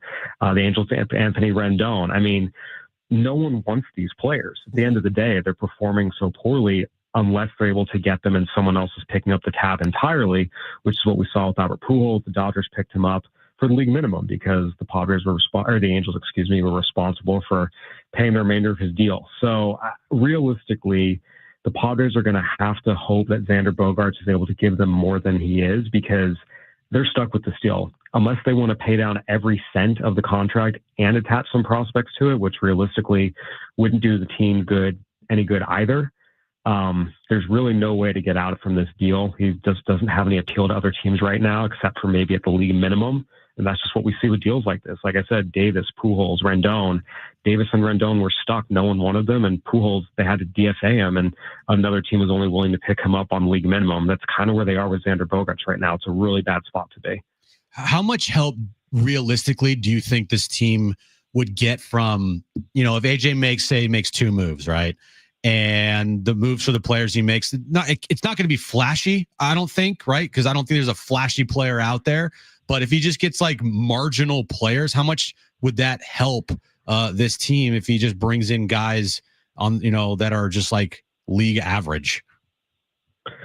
I think you need guys who are at least above average hitters offensively. And that can be a guy who's on an expiring deal. We see teams do not have to pay a lot in terms of prospect capital for guys on expiring deals. You look at someone like Austin Hayes in Cincinnati, if the Reds fall out of it, that's a well above average hitter who's, provides some right-handed power, which is what the Padres need. He's in the midst of a 1-year, $5 million deal. He would not cost a lot to acquire. So, acquiring league average players, while it would be a slight upgrade, it's probably not going to be enough to push this lineup to the point where, hey, they're competitive game in and game out. This lineup needs a lot of help. Just some average players, while it'd be an upgrade, isn't going to be enough of an upgrade. They really need to find some above average hitters on expiring deals they can acquire without giving up too much in terms of prospects. Because without that, this offense, again, if you acquire some average players, okay, you go from 29th and 30th in most categories to 24th, 25th. That's still not going to cut it. he needs to get back at least into the mid-tier of the league offensively. Yeah, it's well said. Kyle Glazer with us right now. Again, Padres-Dodgers coming up tonight. And we'll see if the Padres can bounce back in this series. Where do the pitching issues lie, though, as well? I mean, obviously they're dealing with significant starting pitching injuries, and it appears as if the bullpen's really been taxed. I mean, you just look at some of the usage and the effectiveness right now isn't what it was over, let's say, the first 4 or 5 or 6 weeks of the season. So when you think about the trade deadline from a pitching perspective, where do you start? I mean, are you bringing in leverage relievers? Are you able to address your rotation because of what's going on with King and Darvish? Where would you start with this rotation with this pitching staff if you were AJ Preller? Yeah, I mean, realistically, you'd like to have another starter just to, provide some insurance if Darvish and Michael King, if their returns are delayed, or if when they do come back, they're just not really able to, be full go. Again, with Darvish, there's been a lot of elbow issues here over the last few years. And King, talk about pinched nerves and shoulders, that can get really, really tricky. But you have to keep in mind, a lot of the pitching issues are also related to the offense because the Padres are playing a lot of games where it's 1-0, 1-1, and everything's a high leverage situation. They're having to go to that bullpen sooner. You think about, Randy Vasquez being pulled after 4 2/3 the other day because it was a 1-1 game and Shohei Ohtani's coming to the plate. If that's a 5-1 game, he stays in that game. Same performance, same situation. But because there's not any run support right now, every single game is tight. And because of that, you're pulling your starters earlier, asking more from your bullpen. So realistically, the Padres need to use every financial and prospect resource they have to upgrade this offense. That will, in and of itself, take some pressure off this pitching staff. And then if they can go out and get another starter just to give them some insurance, that'd be beneficial. But it really comes down to the offense. They have to fix that. If they don't, they're going to miss the playoffs. That simple. And other than Salas and DeVries, in your opinion, do you think this organization has enough to fill the holes that they currently have on this team? So again, it typically does not cost a lot. Sometimes it actually costs shockingly little to acquire good players on expiring deals.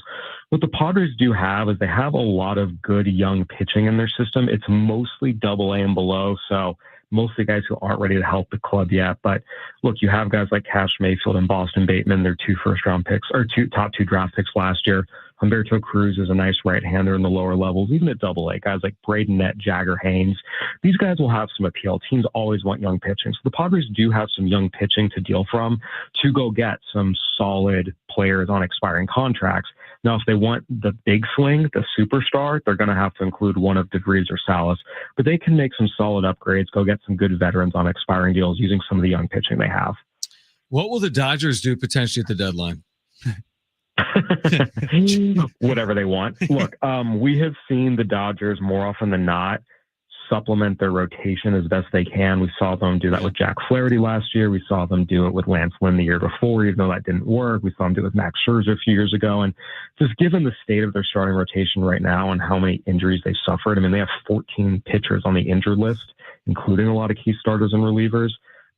I think it will be a shock if the Dodgers don't acquire a notable starting pitcher at the deadline. Oh, that's great to hear. They just have unlimited resources. It's just the Dodgers, and it is what it is.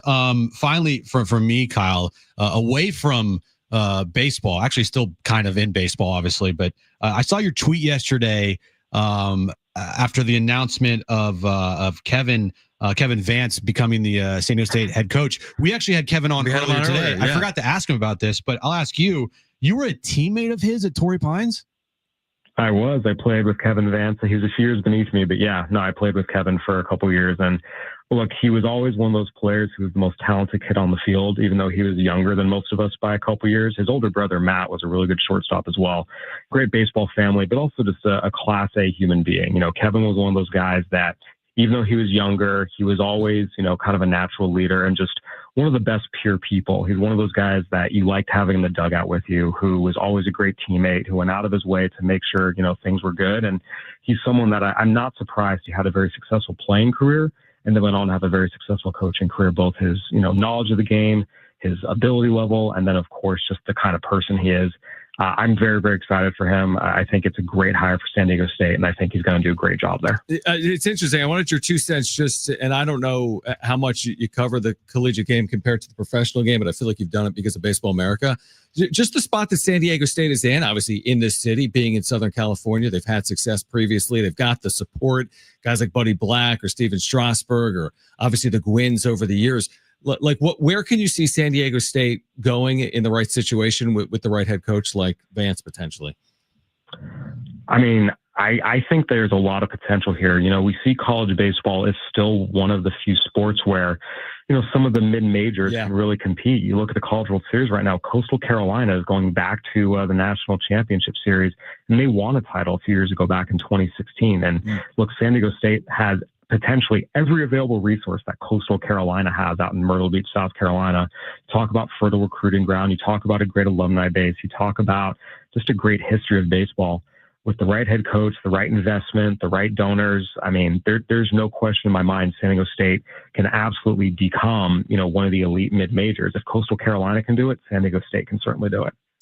Kyle, always appreciate you, man. Great insight and perspective. We'll do it again at some point later this summer. Enjoy Game 3, and thanks for hopping on. Thanks, Kyle. My pleasure. Anytime, guys. All right, great follow. Kyle Glaser, Friar Territory Podcast. Let's react to it all. We are here until 6 p.m. We've got a giveaway for you in the 4 o'clock hour. Stay with us. John and Jim, San Diego Sports 760, live on the iHeartRadio app.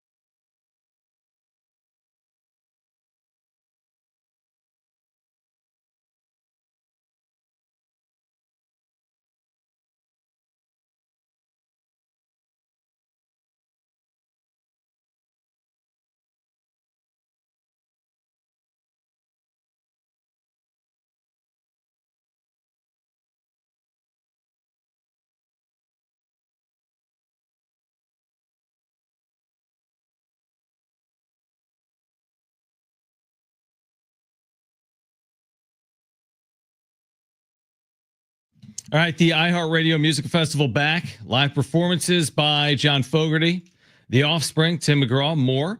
September 19th and 20th, T-Mobile Vegas. 2 nights, 1 stage. Tickets, AXS.com. Get them now before they sell out. What an hour. Kevin Acee, Kyle Glazer.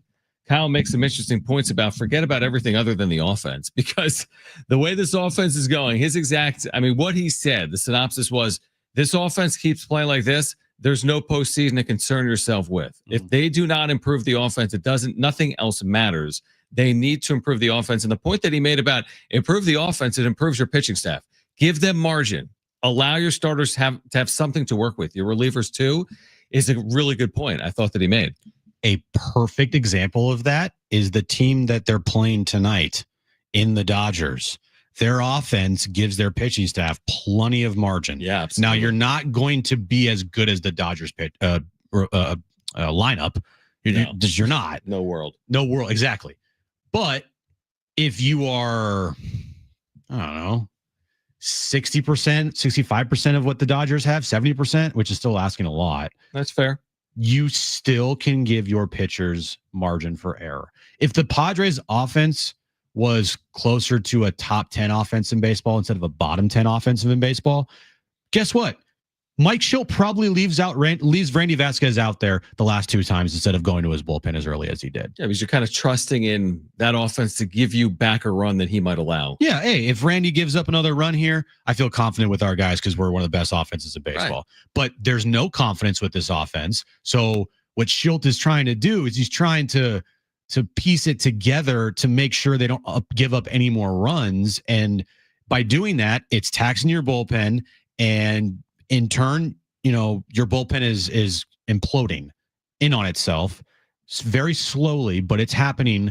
And we saw it last night with Jeremiah Estrada, who had nothing. He had nothing last night.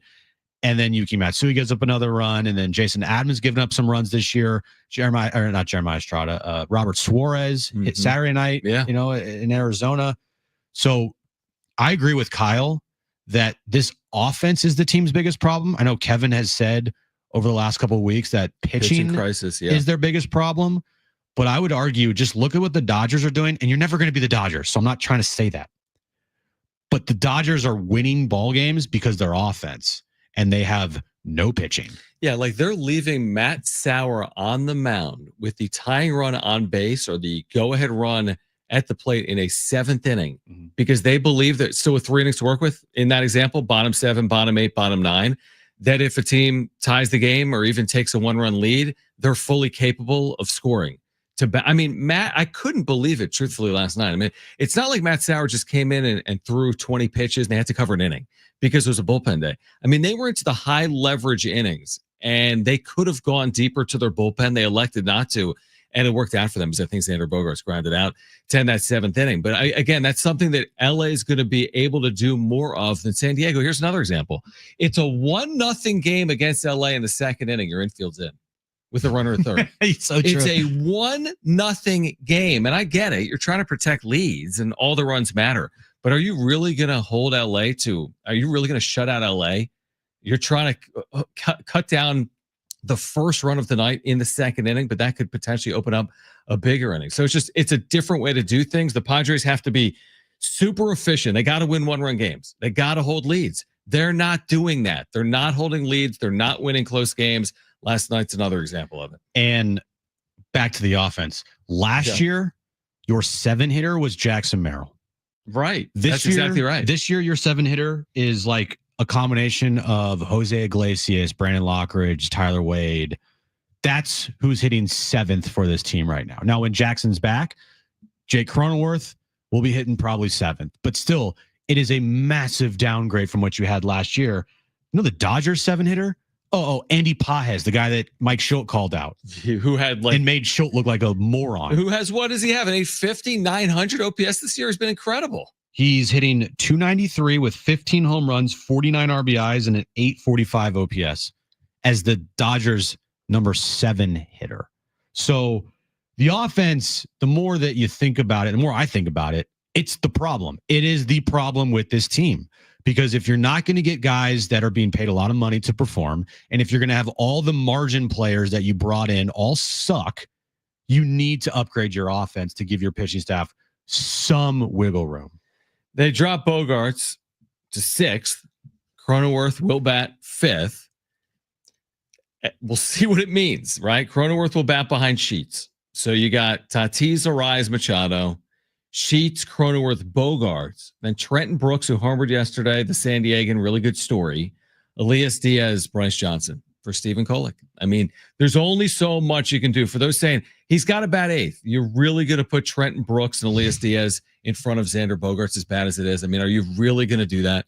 6th is the lowest that he'll go in this lineup until Merrill returns. Maybe they can move at the deadline. He's batting 7th. If Merrill returns and then they trade for Taylor Ward, all right, then Xander to me would be batting, I think 7th. Maybe you could say 8th. 8th. You could say 8th. It could be 8th. If they go get a bat, right, your lineup would be Tatis, Arias, Machado, Sheets. Your new bat. No, actually, sorry. It would be Tatis, Arias, Machado, Merrill, Sheets. Your new bat, preferably a right-handed bat. Cronenworth, Bogaerts, catcher. That's their new lineup, but that's all dependent on if they go out and get a right-handed bat that, oh, by the way, plays left field. And here's the other thing, and we should mention this, and that's assuming the health of the rest of your lineup. I mean, you've had Merrill out. I know. You've had Arias out. Like you've dealt with things, right? I mean, it's 162 games. So like things do happen, not just with pitchers. There are position players that are going to go on the IL, unfortunately. Like you got to keep this team healthy. Yeah. Like that, they cannot overcome that. They cannot overcome But I will be extremely disappointed when they go out and get a bat, because I feel like they're going to go get a bat. Of course. AJ's going to do everything he possibly can to get a bat. And when Jackson Merrill returns, I will be very disappointed if Bogaerts is hitting higher than 7th. I completely agree. And I'm with you. I think there's going to be some nights, if they make the move, he might settle into the 8th spot. If you put him 8th and a month passes and he produces, move him up. Yeah. There's you don't lock someone in. This isn't for life stuff. There is a scenario. It's unlikely. It is unlikely. There's a scenario he plays better, right? I mean, yes. I'm not saying there's a scenario where he's Boston Xander. There's a scenario that I walk down the street and find a lottery ticket for $1 million. But better. Not great. We've seen him hit 300 with all singles for a month. I've seen that like 3 times. At this point, you'll April take it. 2023, September 2023, July 2024. Right. At this point, you'll take it. That's what I'm saying. Go give me the all singles 309 Xander in July batting 8th, and then we'll deal with it from that point. Yeah, give me the guy that can hit 290 with a 320 on base and a 300 slug. Like maybe a little better than that, but yes. But that's right. That would be even an improvement, because at least he's getting on base and he's hitting for average. Right. He's not doing any of. I mean, he is one of the worst everyday players in baseball. One of the worst. Let me rephrase that. He's one of, if not the worst, shortstops in baseball. Now, Willie Adames for the Giants has been awful this year. Yep. And they've moved him all around that lineup. He's hit 8th before for the Giants this season. Interesting. Right? Mm-hmm. But other than him, it's Xander Bogaerts right now is just playing at a level where you just are scratching your head and you're like, acceptable. This is not acceptable. You're right. It's really not. And they have no other option. We'll get to the wrap on the other side. If you missed Kevin Acee with us, a lot of insight. You'll hear it coming up at 5 p.m. We hope to hear from Mike Schilt, his pregame comments at the media in the 5 o'clock hour as well. Padres and Dodgers tonight, game 3. We have Billy Currington tickets to give away in the 4 o'clock hour. But the wrap is next. This is John and Jim, San Diego Sports 760, and live on the iHeartRadio app.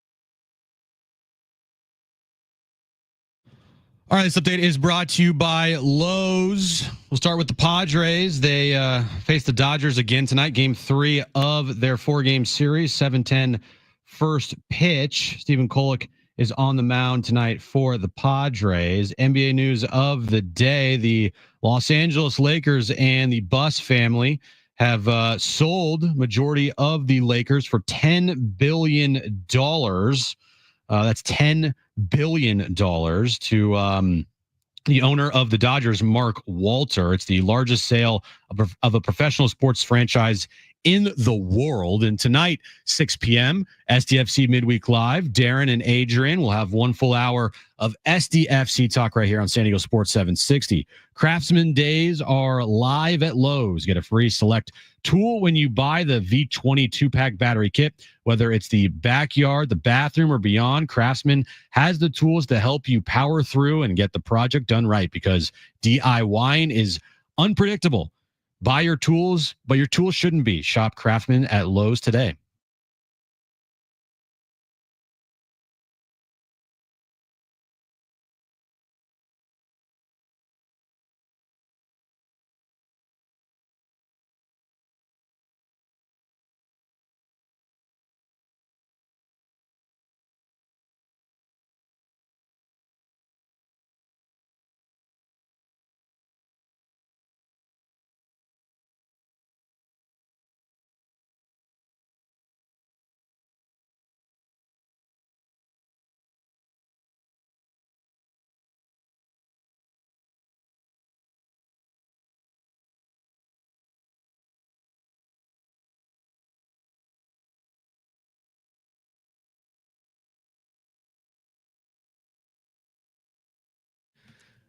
All right, San Diego and Southern California, what's going on? This is hour 3 of John and Jim. If you missed Kevin Acey, you'll hear our conversation at 5 p.m. He's at Dodger Stadium.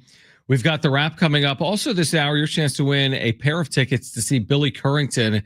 This will be Saturday, July 19th, about a month from now, Gallagher Square at Petco Park. So, again, the Padres tonight, we'll get into tonight over the course of the next 2 hours. We spent a lot on last night and the first 2 games of the series. Tonight is one of those games where you end up on the wrong side tonight and you're looking at a 4-game sweep potentially tomorrow at Dodger Stadium. You'd be facing Yoshinobu Yamamoto. So if there's a game here among the two that, all things being equal, I'd prefer to try to get, it's tonight. You're putting more pressure on yourself if you don't win tonight. You're staring down the barrel of getting swept at Dodger Stadium. So we'll see if Stephen Kolek and this offense are capable of doing that. I mean, we could say that every single night, but I mean, the poor play has continued. This is the one. If I look at these two, Jim, like if I'm choosing one, this is the one I want to get, because you're just putting a lot of pressure on yourself tomorrow. Well, we said coming into this series, I think we would all say, here's a split. Take it or leave it. I think you take it. Taking it now. Absolutely taking it now. If they get out of this series with a split, that's a successful, huge, massive win for this series. Huge. Especially if everything that's happened the first 2 games. Getting a split would feel like you almost won the series, frankly. Right. And then you start a stretch of games where you play 16 of your next 22 at home leading up to the All-Star break. Right. So you find a way. I don't know how. Just find a way. I don't care. Just find a way to win the next 2. Come hell or high water. Easier said than done. I mean, it's not impossible. No. I mean, I watched the game play out last night. It was very winnable. Padres have beaten the Dodgers 2 times in a row before. So it has happened. So, win tonight, figure out, and historically against Yoshinobu Yamamoto, they've done well against Yoshinobu Yamamoto. So again, just figure it out. Okay. Can Xander can you do something? Can you get one big hit for this team? Tatis, I don't even care. Tatis, can you hit one home run for this team? Because you haven't in over 3 weeks. Can you win a game at Dodger Stadium 10-1? Yeah, but I mean, can you win a game at Dodger Stadium? Correct. I threw out a big number there. If Trenton Brooks goes 2 for 4 with a 2-run double, yeah. Can you go out and win? Can you just win a game? That's where I'm starting. I'm not saying I'm starting. I don't know why I said 10-1, but can you just win a game 1-0 at Dodger Stadium? 2-1. Doesn't matter. Win a game. You're right on Xander. You're right on Tatis. But tonight's about winning. If Correct. It's a Trenton Brooks Ball goes through the wickets of Mookie Betts and you win 2-0 as a result, whatever. You'll certainly take it here tonight. All right, Kevin AC at 5 p.m. right now. Let's get to this. Presented by Sombrero Mexican Food. Check out their website at sombreromex.com. Would you take the Dodgers or the field to win the World Series? Yeah, we can't hear you. Here might go. It is. Okay. Well, he said we take the Dodgers or the field to win the World Series. I would still take the Dodgers. They're defending champs. Until they lose, they're the favorites. And the favorites, but would you take the Dodgers or the field? I would take the Dodgers. Let me go to Fangraphs. I would not, because the math would support. Let's say they have a 30% chance of winning the World Series. That means there's a 70% chance they don't. Oh, that's how math works. So because of that, there's no world where I'm going to take them. Let me tell you the odds. Fangraphs says the Dodgers have, guess what percent chance to win the World Series right now? 42. 22. So there's a 78% chance someone else wins the World Series. I'll take the someone else. Okay. I hope someone else wins the World Series. Yeah, exactly. I'd like it to be San Diego, but if it's not San Diego, I'd prefer it's the other 28 teams before LA. Next question. What season will Xander Bogaerts last? What season will be Xander Bogaerts last in a Padres uniform? You sound great, by the way. We can hear you. There you go. It will be next year. Will be his last year. 2026. Yeah, I think after next season they really push hard to get out of this contract. I do.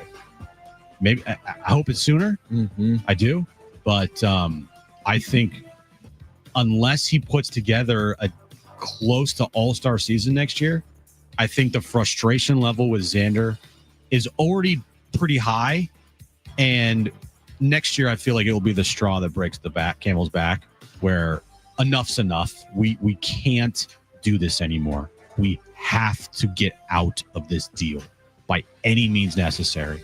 If it means eating 90% of the contract, so be it. But I do think they give him another year. Yeah, I'm with you. At minimum. Yeah, I would say, for me, I actually would say 2027. That's still the first half of the deal. That's the 5th year. Okay. That still means they would owe 6 or 6+ years if they parted ways at some point in 2027 or after the year. So I'm with you, though. The end is near. I mean, that's actually not that far away. And I could see 2026. I don't think that's crazy, but I could see 2027 too. And if you just look at history here, Eric Hosmer did not make it to the end of his deal. They said enough's enough. They got out. They got out from it. It was easier said than done. But they'll have to go through the same process they went through with Hosmer, which is you have to have Xander waive his no trade clause. You have to have a team willing to take him, and then you have to come to a number that you're willing to eat. And to be honest with you, realistically, it's probably almost all of it. It's probably near impossible to get rid of him this soon. Yes. Yeah, exactly. I agree. I had a point to make, but I agree. Next question. Are the Lakers worth $10 billion? Well, yeah. Because someone bought him for that. I think they were evaluated recently under $10 billion. I think the Warriors were evaluated as at the highest evaluation of any NBA team, according to Forbes. What did they sell for, the Warriors? The Warriors sold for $400 million back in like 2013 or 2012. Gotcha. Or maybe it was, I don't know. I forget when they sold. It might have been. They sold a 10% stake. It's for like $400 million or something, 440 or something. Yeah. At the time the 10% stake was on the market, they were looking for a valuation of the franchise of $7 billion. So anyway, the Lakers just went for 10. I think that if you're a Lakers fan, this is the best news that you could see today, because now you get away from Jeannie Buss and her quote unquote, I guess she has no money, right? Now you bring the Dodgers owner in, right? Who has unlimited money, and he's now the owner of the Dodgers and the Lakers. Oh, the Lakers now just got unlimited resources. and they are not going to be afraid to go over any luxury tax apron ever again for the foreseeable future. Luka will get the largest contract in the history of the sport, potentially. Well, he can't because of the trade. Oh, that's right. He's limited. It's capped. Still, they'll sign him to the max deal they possibly can. And they'll go buy anybody they want, regardless of money now. Yeah, I mean, I think it's the question about it. Are they worth $10 billion? They're worth what someone will pay. And if there's going to be a franchise to sell like that, the first one that comes to mind for me would be the Lakers, truthfully. I mean, their brand is massive. It's that prestigious of a brand. Yeah. Now, again, is it an NFL franchise with that NFL TV money? No. Could I see like the Dallas Cowboys going for more than that? Yeah, absolutely. But in terms of what was available, I mean, there's no real NBA brand that rivals the LA Lakers. Yeah, you could say the Celtics, you could say the Warriors, but the Lakers stand above the rest, hence the $10 billion of the deal that got done today. Next question. Do you think the hit by pitches carry over into tonight's game? No, I don't. I don't think there's a reason it should. Dodgers, they hit Tatis. Padres retaliated. It's now over with. If the Dodgers end up hitting a Padres player tonight, I would not be surprised if the bench is clear. Say that again. If who hit who? The benches, you wouldn't be surprised if they cleared? If a Dodgers pitcher hits a Padres pitcher, I would not be surprised if the bench is clear. And the Padres would be the first ones off the bench. Manny got all heated last night when Iglesias got hit in the hand after warnings were issued.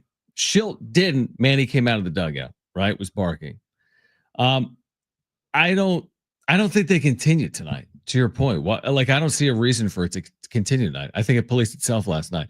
If anything, if it continued tonight, if I'm the Padres, I'd hit a Dodger based on Iglesias because that would be the tit for tat to even it out. But I think it's done. I didn't see anything coming out of that game where I'm like, man, this is going to carry over. They hit Ohtani. Well, they hit Tatis. So I feel as if it's over. I don't think it continues tonight at all, truthfully. Nor should it. It's over. No, I don't think it should.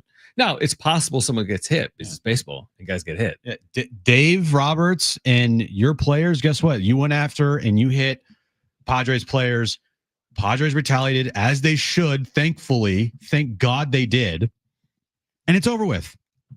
You move on. Dave, stop crying. Stop being a little B. Here's the right. I mean, I think from the Dodger perspective, it's like they don't even, I don't think they're overly concerned with it. All they're concerned with is winning. Players don't. Players are. I don't think they're concerned. I think the Padres, kind of to your point from earlier, like credit Schilt and the Padres for finally doing something, hitting Ohtani, but that's not really in their DNA. What happened yesterday was unique under Schilt. It hadn't typically occurred previously or hadn't occurred previously. That's why it would surprise me if it carried over. Like you basically got a message across that you've never made in the previous year and a half, and now that's who you're going to become. I don't see it. I think they're more concerned with winning. Like forget about the show and worry about what's going on between the white lines. Win the baseball game. That has to be the primary focus here tonight. It's not, well, we hit Ohtani again, but we lost 8-1.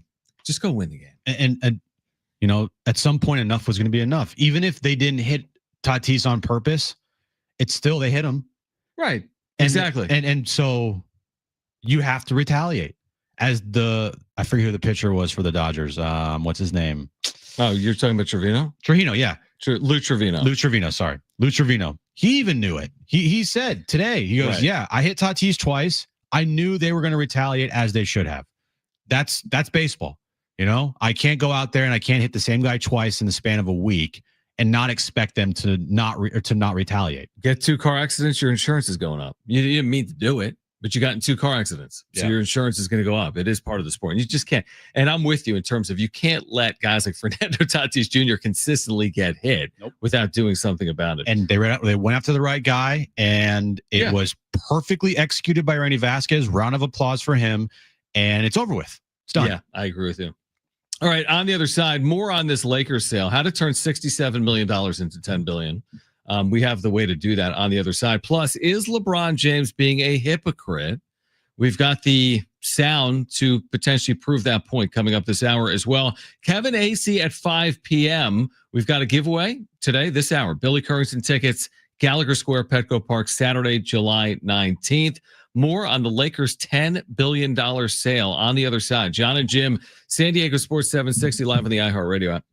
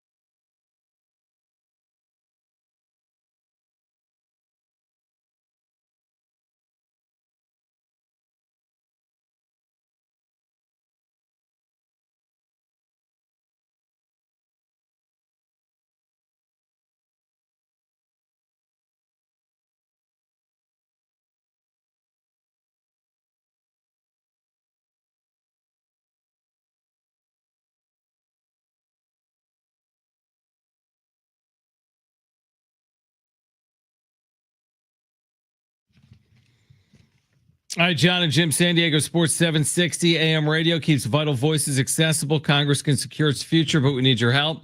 Text AM to 52886 now to support keeping AM radio in cars. Tell your member of Congress to pass legislation now.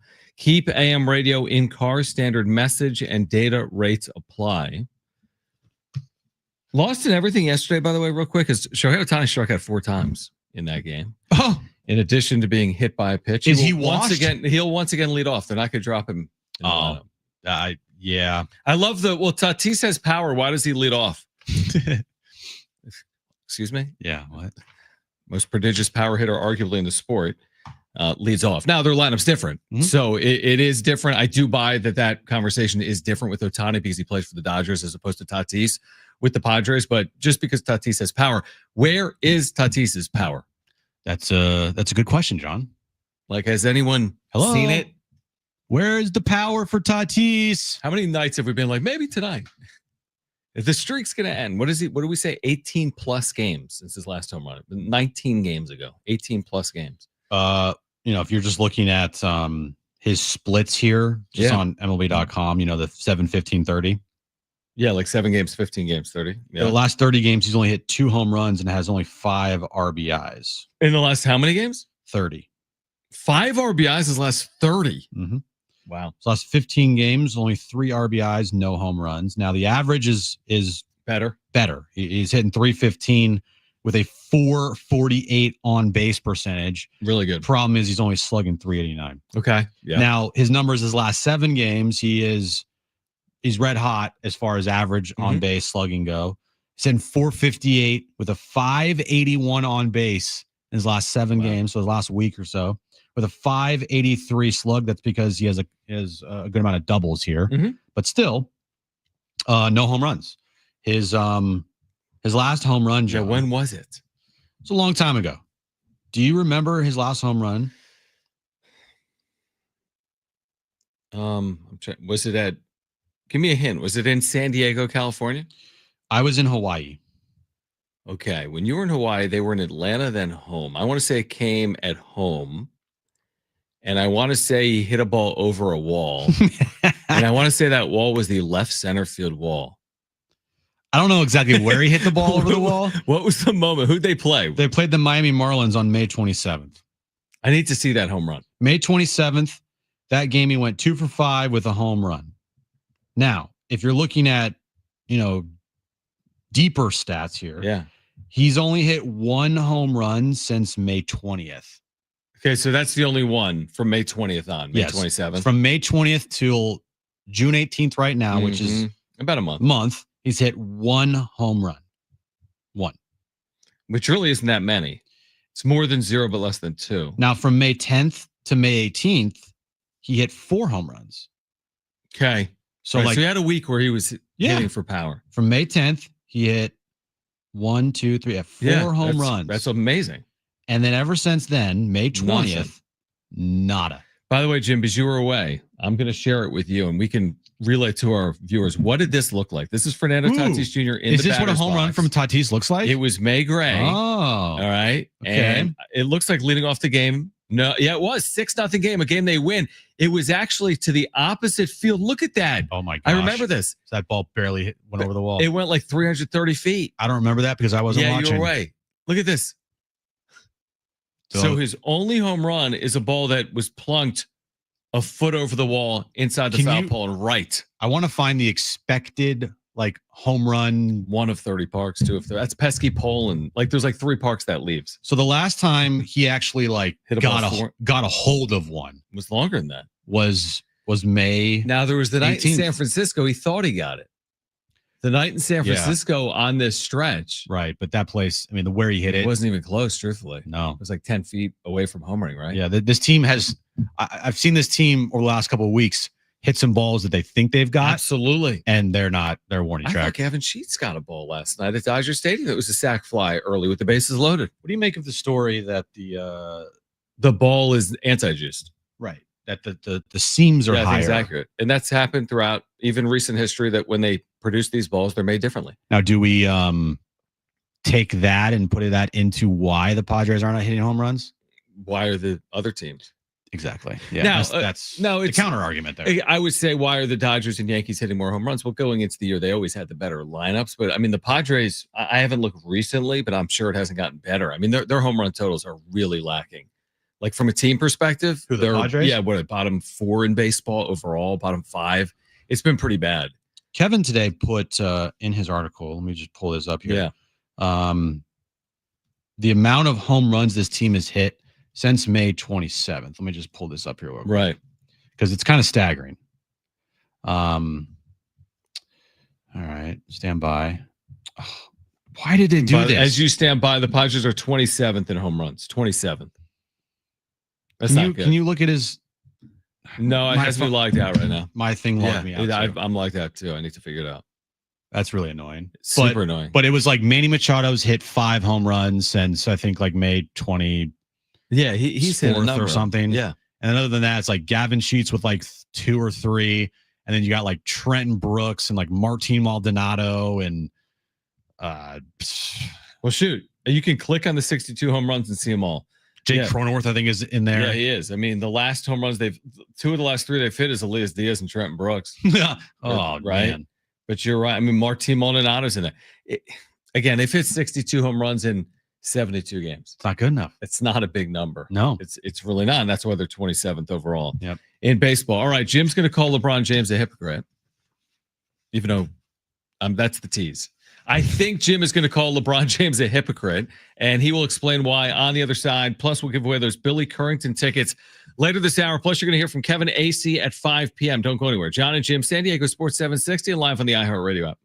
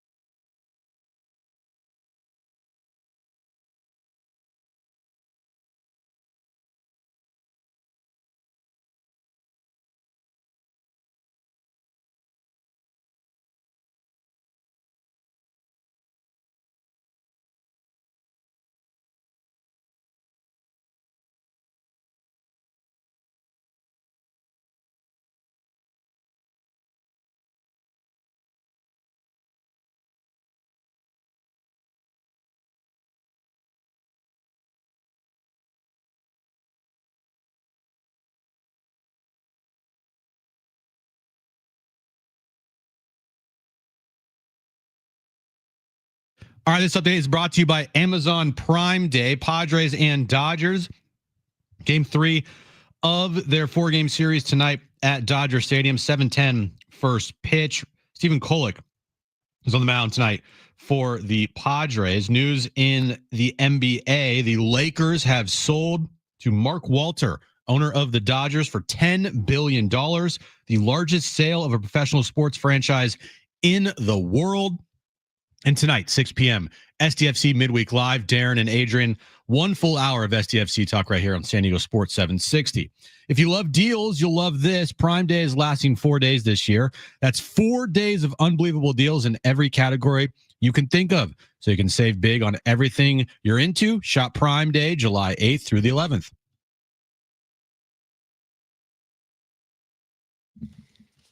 All right, John and Jim, coming up in 15 minutes, your chance to win a pair of tickets to see Billy Currington. This is part of Live Nation's $30 ticket to summer, Saturday, July 19th, Gallagher Square at Petco Park. By the way, you can check out tickets to thousands of shows right now, livenation.com/ticket to summer. Kevin Acee at 5 p.m. All right, LeBron James. He plays for the Lakers. He just sold for $10 billion, right? Right. So you're going to fact check LeBron because he was recently on a podcast and he has changed his tune when it comes to rings, right? Well, ring culture. Yeah. So all talking heads, every time there's a list out there of the greatest of all time in every sport. Well, not every sport. I think just in football and basketball, because you don't talk about that in baseball. No, they never were like Babe Ruth had this many World Series championships. You don't talk about that in hockey. Like, how many cups did this player win? Like, Gretzky won a lot, but I don't. Football for quarterbacks specifically, basketball for all players. Gretzky's wildly, like known as the best hockey player ever, but still, it's not talked about all the time in hockey. True, but he's got, how many Stanley Cups does he have? Because he won a number with Edmonton or Oilers. But I'll look it up. I don't know. I mean, he won a few. Anyway, when you think of Michael Jordan, what's the first thing that comes to your mind? 6 for 6. Yeah. When you think of Tom Brady now, what comes to first to your mind? 7 rings? Yeah. So this was LeBron. 4 for Gretzky. 4 That's a big cups. number. That's a big number. And yep. I think in hockey that's maybe even bigger. Like, how many guys have 5, 6, 7 in hockey? Yeah. And I know Ovechkin just passed him in goals scored. Yeah, but still Gretzky's Gretzky, right? Exactly. Just like Jordan, by the way, has been passed in things like points scored or other stats. Can you name how many points Jordan has scored in his career off the top of your head? Nobody can. Nobody can. No one's going to remember, not remember, but no one off the top of their head is going to know the exact amount of points LeBron's going to end with. But they know how many rings he's won. Yeah, it's 4. He's 4 and 6 in the NBA Finals. Right. He's been there 10 times. Yeah. He's not 4 and 2. He's 4 and 6. 4 and 6. Yeah. So let's start with LeBron, the second one here, Brent. When young LeBron. Young LeBron. Well, youngish LeBron, talking about when they beat the Warriors in 2016 from the 3-1 deficit. That one right there made me the greatest player of all time. For so many reasons. I was super, super ecstatic to win one for Cleveland because of the 52-year drought. Like, I was ecstatic. Like, obviously, I showed that the first wave of emotion was when everyone saw me crying. Like, that was all for 52 years. Everything in sports was going on in Cleveland. And then after I stopped, I was like, that one right there made you the greatest player of all time. You know, everybody was just talking how they were the greatest team of all time. Like, they was the greatest team ever assembled. And for us to come back, you know, the way we came back in that fashion, I was like, you did something special. That's like one of the only times in my career I felt like, oh, like you did something special. I haven't really had time to really like sit back and think, but that was a moment. Crazy. All right, so according to LeBron, that ring was really important. Very important, 100%. And it made it sound like he was a big reason as to, like, not really even the team.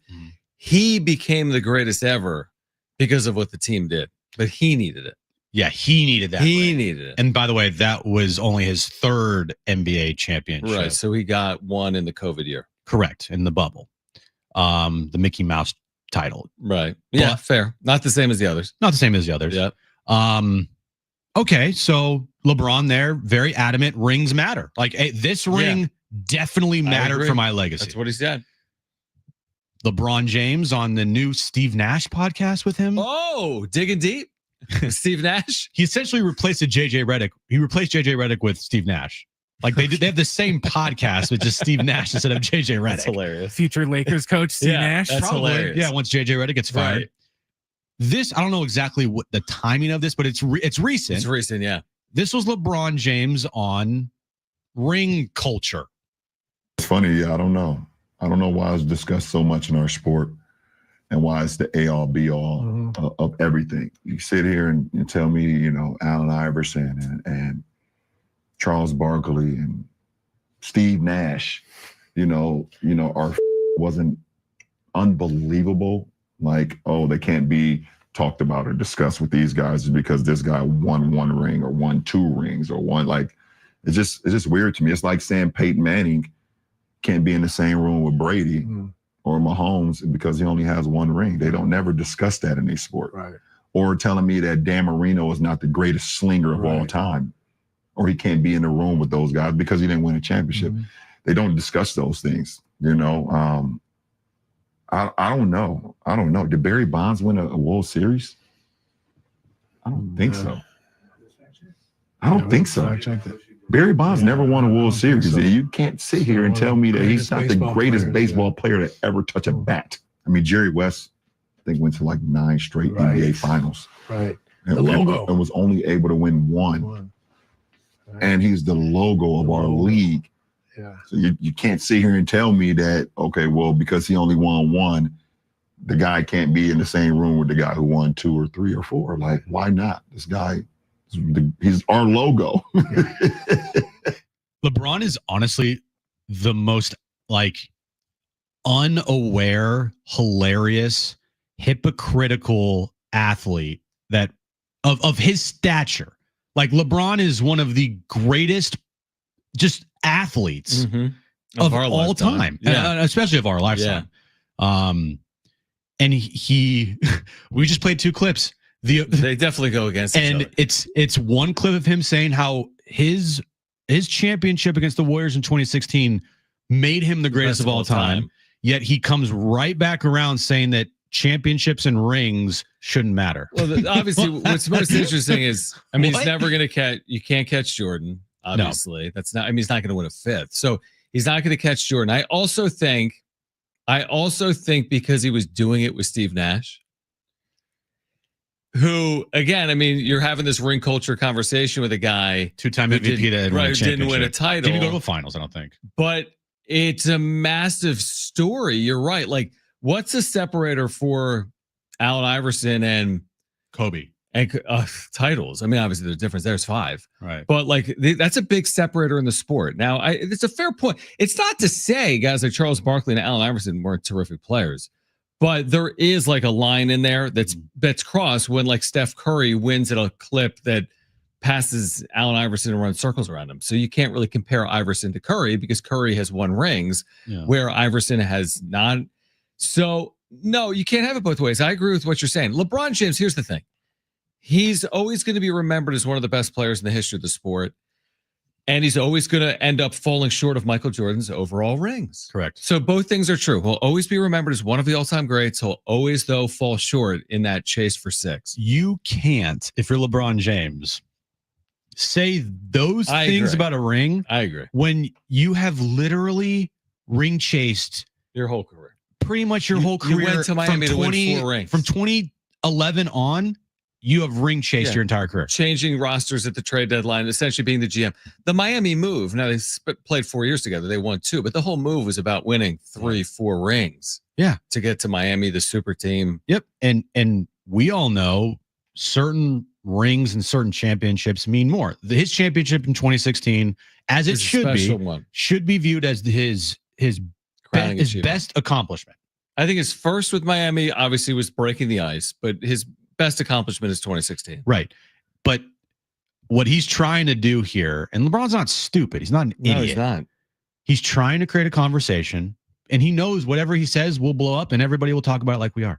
He's trying to shift the narrative from the ring talks all the time to rings shouldn't matter because he knows he has 0 shot to ever overtake Michael Jordan in rings, especially, but just in the most of people's minds that Michael's the best. Right. The perception of GOAT. Yeah.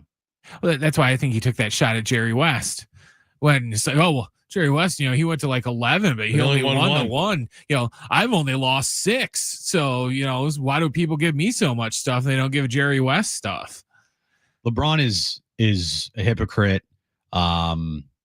And he doesn't realize that what he said there, no one's going to take it and buy. Nobody's going to buy it. Right. Nobody's going to be like, you know what? LeBron has a point, because LeBron has said multiple times in his career. I mean, if you remember, not 1, not 2, not 3, not 4. And also, it's like, as great as Kobe's legacy is, a huge part of it is the rings. You take away the rings. And here's the other thing about the Kobe rings he did it without Shaq multiple times. Right. So it's like, it's the manner in which you win the rings. And to your point, the one ring that really, really, really matters in there is the 2016 against the Warriors. The ones with Miami was the 1, 2, 3, 4, 5 super team. And the one in LA was in ridiculous circumstances. Yeah. So yeah, I get it. You get late in your career and you gotta try to recreate the narrative, because you're not getting a 6. And truthfully, you're not getting to 5. And like a recent example, my favorite player of all time, Steph Curry, winning his first championship. What was the narrative? Oh, he didn't win finals MVP, even though he should have. And he beat a LeBron Cavs team with a bunch of injuries. Okay. And then KD came. What became the narrative? Can't win without KD. Right. And then he won in 2022. That's the one he needed. And that's the one that, from a narrative standpoint, I don't think he needed it, because I still think he's one of the greatest of all time. Of course. But like, for people to just shut up about Steph Curry, that's the one he needed, and he got it. And LeBron, he's chasing Jordan. He's always been chasing Jordan. Like, that is the North Star of LeBron's career, is chasing that player. Yeah. And because he'll never get there, and because there's no title that he's won that will mean anything compared to 6 out of 6, he has to try to change the narrative, and it's not going to work, dude. Yeah. By the way, Steph's 2022 to me is Kobe's 2009. Yeah. Because they went back to back there, but he went 7 years. It went from Shaq to 2009 without winning one. And to get that one changes the narrative on Kobe as well. And real quick, I thought it was crazy too when he's like, "Oh, they don't do this," and then they don't. Well, they do in the NFL. Every year when the Hall of Fame class comes out, what's the first question? Oh, well, I don't know. He doesn't have a ring. He's just a stat patter. That comes out every single year when the Hall of Fame comes out. So don't act like, oh, they don't care about rings in the NFL. It's only in the NBA. It matters a lot. All right, we're giving away tickets on the other side to see Billy Currington at Petco Park Saturday, July 19th, and then Kevin Acee, our Padres insider, at 5 p.m. Getting you ready for Padres and Dodgers. We hope to hear from Mike Schilt in the 5 o'clock hour as well. John and Jim, San Diego Sports 760, live on the iHeartRadio app.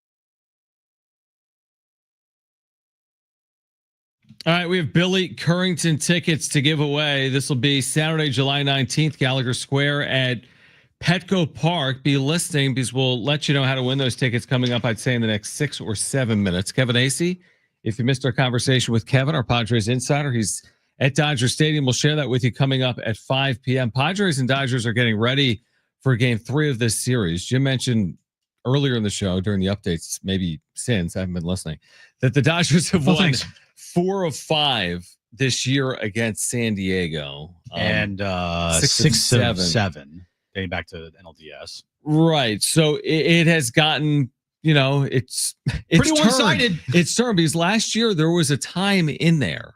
Okay, hear me out. They go 8-5 in the regular season against the Dodgers. That's impressive. Mm-hmm. Then they're up 2-1. So in that exact moment, they're 10-6 against LA. In that exact moment last year, they're 10-6 against LA at home, leading 2-1. From that moment on, they're 1-6 against the Dodgers since. Right. And I think last year's team was obviously more well equipped, at least the way the season ended, to deal with the Dodgers than they are right now. Right now, you feel the differences. You kind of feel the might of the Dodgers that we didn't feel as much when they played each other on field in 2024. And the truth that nobody wants to hear is the Padres, they're not as good as the Dodgers, and they haven't been as good as the Dodgers for a majority of the franchise's history. Mm-hmm. They just haven't. The Dodgers are a step, 2, 3 steps ahead and above the Padres franchise. As an organization, the Dodgers are clearly a better organization than the Padres. They're a better team. They're a better run team. They have more money than the Padres. Mm-hmm. They're a bigger brand than the Padres. They're not even close to each other. Now, what the Padres have done the last couple of years, which is awesome, is compete at a very high level against the Dodgers. Yeah. They close the gap. The Andy Green one day will be, they kind of close that gap. They have stars on the Padres to match up against other stars on the Dodgers. The thing is, the Dodgers have more stars than the Padres do. I knew we'd get here, though, because I spent a lot of time in the offseason where I'm like, I don't want to compare the Padres to the Dodgers, but how could you not? When I look at the last couple of off seasons and I see the Ohtani deal, or I see Sasaki choose LA over San Diego, I know that hasn't been overly relevant to on field in 2025. And then I hear a lot, well, don't compare them to the Dodgers. And I would say that. Don't compare them to the Dodgers. But then I have to compare them to the Dodgers because they're in the same division and they play 13 times. So I watch them on the field. What am I supposed to do? Be like, well, they're good against the other teams, but they're not good. Like, at the end of the day, to get where you want to go, you have to compare yourself to the Dodgers. All the teams do. You're going to have to get through them. And that's why when I hear, well, if the Padres lose to the Dodgers, like, they're expected to lose. It's okay. They're not supposed to beat them. Right. Dodgers are better than the Padres. So just worry about other teams. Right. That's hard to do. That's not only is that hard to do, I hate doing it. Yeah, I agree. I hate doing it because that just brings you down to a level of you're accepting the fact that you'll never beat the Dodgers. Second place. Always second place, always the bridesmaid, never the bride. Yeah, again, you get to 2022 where they do pop up and beat them in a series. It was a great accomplishment. And then they can't finish the job. And then, 2024, like, nobody's going to remember it as, well, it was a great series. I mean, I think some people remember it as a great series. We've heard the Dodgers say, listen, our biggest test to win a World Series was San Diego in the NLDS. But, that sucks. Like that. Okay, it's great to hear that. But at the end of the day, it's still second place or whatever the place ultimately ends up being last year. So I guess my whole point is we're going to do this whole song and dance to hope that the Padres get a chance to play the Dodgers 3.5 months from now. Like, nobody wants to hear, you know what, you're good, but you're not good enough. Like, that's what essentially what some of you out there might be doing with this Padres Dodger thing is like, well, you know what, the Dodgers are better than us. Why should we get upset? And why are we getting upset when the Padres lose to the Dodgers? Then you're accepting the fact and you're bowing down to, well, you know what, we'll never be as good as them. And I hate that mentality. Like, okay, maybe in a sense that might be right, but also you're just going to give up. Like, you're just going to give up. Well, you and I never and again, I'm not going to tell someone how to support their teams. We've talked about that before. To each their own. There's different ways to be a fan. I completely recognize that. But I've never why can't you be happy? They used to go 70 and 92 every year. And now they're going 86 and 76. I'm like, well, yeah, but the goal was never 86 and 76. Yeah. You don't buy season tickets and watch every night to be like, we went 86 and 76. Yay. We didn't used to go 86. No, you do it all to win in October and to create memories. Now you can create memories. Don't get me wrong. But you're looking for that October memory. You're trying to bring your son and your daughter to a World Series for the first time in a generation. Mm-hmm. A lot of Padres fans do not recall the 1998 World Series. Why? They weren't born or they were 5 years old. How old are you if you were 5 in 98? You're 32. If you're 32 or younger in the city, you have no recollection of the Padres in the World Series. There's not one 5-year-old in 1998 that recalls today, other than memories and videos and pictures. With nobody remembers the 98 World Series that is 32 or younger or 33 or younger. That's a huge part of the fan base has never even experienced the Padres in the World Series. Yeah, if you're 30 years old, you probably, when I mentioned the name Kevin Towers, you're like, he was the GM the one time, right? Yeah. And again, it's that's kind of the point. Or again, we're getting further and further from Tony Gwynn. We're getting even further and further from Trevor Hoffman. Time passes. Yeah. Teams change. Now we're in an era where this has been really relevant and enjoyable for a lot of people. I mean, there's been a lot here. It's now time to take the next step. And what we've watched over the last couple of weeks, it hasn't been good enough. And you're watching them against the Dodgers, and it's disappointing because you're saying, are they really going to take the next step? Right now, they just need to take a step because they don't look like a team that's capable of taking the next step when I watch them right now. I just live in a sports world of I want expectations. Right. And I don't want to just, give in to, well, you know what? Padres are never going to beat the Dodgers. So why should we care? I hate that mentality. I absolutely hate it. It's like the worst possible mentality to have as a sports fan, just giving up. It's just, I think it's pathetic. Right. Just let's just enjoy it. Yeah, it's At fine. least they didn't move. Teams left. Yeah, you know what? I like watching these guys play, and they're not going to beat the Dodgers, so let's just focus our attention elsewhere. For some of it's okay. Again, if your whole purpose is it's Friday night, it's my third date, I'm just going to go and have a drink and some food and enjoy a night out with my date. Okay. But if you're fully all invested year in and year out, every night on TV, every night downtown, and then you're it's cool. It's fine. I've been watching for 30 years. I've never seen them do anything, but it is what it is. It's better than it used to be. All right, Kevin AC on the other side, our Padres insider, much more on the state of this team heading into Game 3 tonight against the Dodgers. His reaction to last night as well, the back and forth, the hit by pitches. Kevin AC, our Padres insider, but we promise you tickets to Billy Currington and caller 3 are going. This is Saturday, July 19th, Gallagher Square, Petco Park. Call right now if you want those tickets. Caller 3. They are yours. 877-767-4760. 2 free tickets. Billy Currington, Saturday, July 19th, Gallagher Square, Petco Park. Make it a summer of live music. $30 concert tickets to 1,000+ shows on sale now. LiveNation.com/ticket to summer. 877-767-4760. Kevin AC next. John and Jim.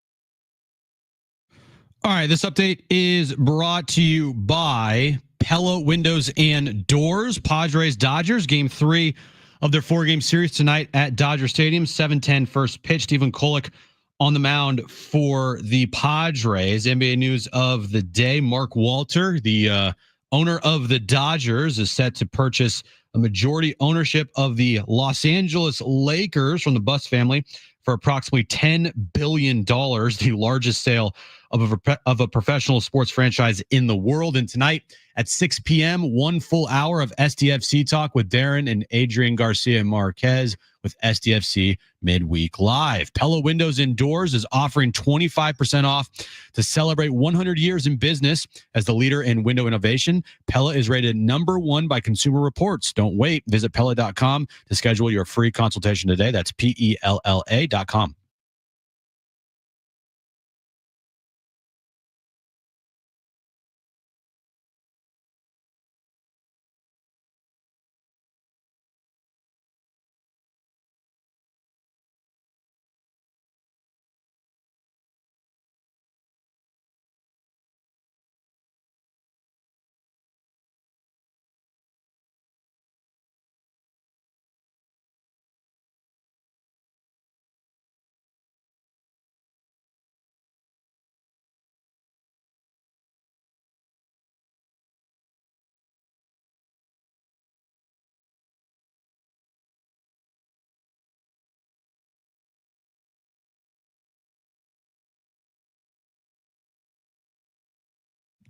San Diego and Southern California, what's going on? This is the final hour of John and Jim, an hour in which we do hope to hear from Mike Schilt about his team prior to game 3. Do you think it will be a nothing burger of a pregame presser, or? No, I want him to come out with a statement and be like, I heard Dave Roberts.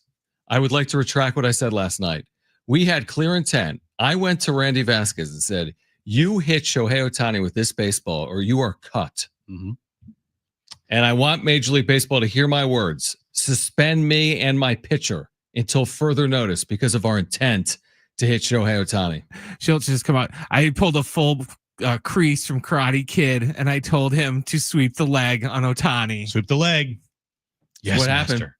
Let's hear from Kevin Acee, because we'll hear from Mike Schilt coming up. If you missed Kevin Acee, we started it all about last night. Just his reaction to Tatis hit, Ohtani hit, Roberts' reaction, Schilt's reaction. Here was Kevin Acee. Yeah, it is the way it happens. And I honestly don't think Tatis was hit on purpose. I do think that Ohtani was hit on purpose. I do think there was a time last year, and I forget exactly when it was, but Randy Vasquez isn't afraid to be that guy. That's fine. And like Ohtani knew it. I don't think it was a big deal. I do think Dave Roberts does this stuff on purpose. I think that big market managers, that's one of their things. One of their things is to be the lightning rod. And I think that Dave Roberts actually does it pretty well. I think it's a big part of his salary. Takes it off his players, causes a little scene, whatever. And sometimes it works, sometimes it doesn't. It's fun, I guess. It's not great. I wish these were afternoon games, personally. They're a little rough to be going down at 9 p.m., but they're a lot of fun. No, I totally get it. It's like by the time. What time did you get out of the ballpark last night, Kevin? Well, I got out of the ballpark at 11, but that's I haven't started the newsletter at that point. So right, you're still working. Yeah. Why don't you freelance that out? Yeah, and it's fun, and you want to be on top of it, and with this, you're basically, your thought is, where do I start, and what am I going to forget or miss? That's how much happens in these games between these two teams. Right, a lot of stuff happening, and the back and forth between hitting of Tatis and hitting of Ohtani, that's stuff that, it has to do with the game, but it's kind of not really anything to do with the game, right? And so when you look at the actual game last night, right, one of the biggest lightning rods with this team is Xander Bogaerts, and he kind of brings it upon himself by not coming through in these big situations. And I couldn't help but recall your article on Xander on May 1st when he said this to you, quote, "People might not want to hear this, but the shoulder last year was actually the best thing that could have happened to me. I'll say this, if I did not get hurt, I would have not hit more than 230. My season was bad, but I still ended it good. It would have been a disaster if I did not get hurt. And I can't help but think it feels like he's in the same exact mindset, production as he was last year before the shoulder. And I'm not saying that, he needs to have an injury to have a couple of months off so he becomes good again, but it feels like this is spiraling just like it was last year for Xander. Yeah, except it's gone on longer, right? Like, I mean, both of his years, there was the first year was the wrist, and he needed to get the shot, and he came back strong in the second half, like really strong. Last year he was okay. Second half after the IL, you're right. This has gone on, and yeah, of course we don't want an injury, but I honestly too bad the guy can't have a couple days off because like nothing else is working. And let me promise you, like no one works like Xander Bogaerts. Now we're past the point where that should really make anybody feel better, but I just like the guy is just busting his butt, and everyone knows it, and maybe he needs a couple of weeks off because, like I said, it's crazy. And I have been counseling people because it is, I don't know if it's the number one topic, but it's getting there. I've been counseling people. Look, there is nothing that they can do about Xander Bogaerts this year. Like, you just need to hope he has a good second half because he's not he's not gone now, right? But like, maybe I'm wrong. Like, I've written about it before. They know they're going to have to come up. If he doesn't get better, which, I mean, now that's a gigantic if, they got to come up with a solution to get out from under that thing. The amazing amount of money that's still left. And I don't know. I really don't know. It is a major problem. It has been, but it's like when and I've written this before, the offense has died at Xander Bogaerts' feet. Like, it seems like a lot this year. Like, well, it not seems like it is a lot. I don't know how many games, but it's a lot where Xander Bogaerts could have multiple times changed a game. And that's a huge problem considering the money he's made. Including last night. And to your point, I mean, maybe it's more of an off-season conversation, but even in the off-season, I mean, what is a good way to deal with $200 million owed to a player? Like, you don't say, hey, we'll give you $10 every day for the next 10,000 years. It doesn't even matter. I mean, it's dead money for forever. And it's a question that AJ Preller in the front office and the ownership group is going to have to deal with at the end of the year. I want to go back off field for a second because I think you were there last night. You were with Mike Schilt when he spoke with the media. Is that correct, Kevin, last night? Yeah. All right. So did you find it interesting that in his post-game comments, he almost paused to show an amount of gratitude to Andy Pages, who he got caught on video the night before saying, using choice words about Pages. And then the Dodgers social media account basically trolled or took a shot at Mike Schilt as well when Pages hit a couple of home runs yesterday. Do you think it? I'm asking you to speak for Mike Schilt, which isn't fair, but does he, based on what he said, does he regret what he said there on camera about Pages?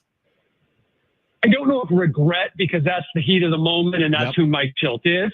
But I do, you're right. You're asking me to speak for him, but I think Mike's pretty transparent. Mike doesn't really talk about other teams' players. Like, he's refused to before, right? Like, especially post game. I do think that was fairly obvious what he was doing there. Yeah, absolutely. Now, I'm not saying that what he said wasn't legit or sincere, but the fact that he went out of his way to talk about it and then was asked a couple more questions and gladly talked about it when all of us have been on the end of trying to get Mike to expand on something, and he wants no part of it. So without a doubt, I in my mind, someone who's now covered him for a couple of years and known him for more than that, this is he was definitely sending a message like mea culpa to some extent. Mm-hmm. When you look at the bullpen uses, Kevin, and you've been on this for a while now, it feels like it's starting to really catch up. Now, the Dodgers are also a really good baseball team.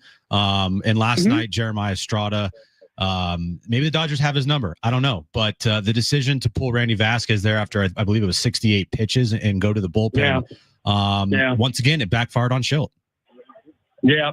Wrote about it this morning, and then we'll write about it again. You got Stephen Kohler going tonight and Ryan Berger tomorrow. I mean, like, at some point, these guys got to go longer. Now, you could call it an unfortunate coincidence that the last two times, that it was actually three and it worked out the first time, But the last 2 times here against the Dodgers that Randy Vasquez was there and could have gone, it made sense in a vacuum to not have him go because of his troubles 3 times through the lineup, his troubles with lefties, and the freshness of the bullpen in that moment, most of all. It made sense.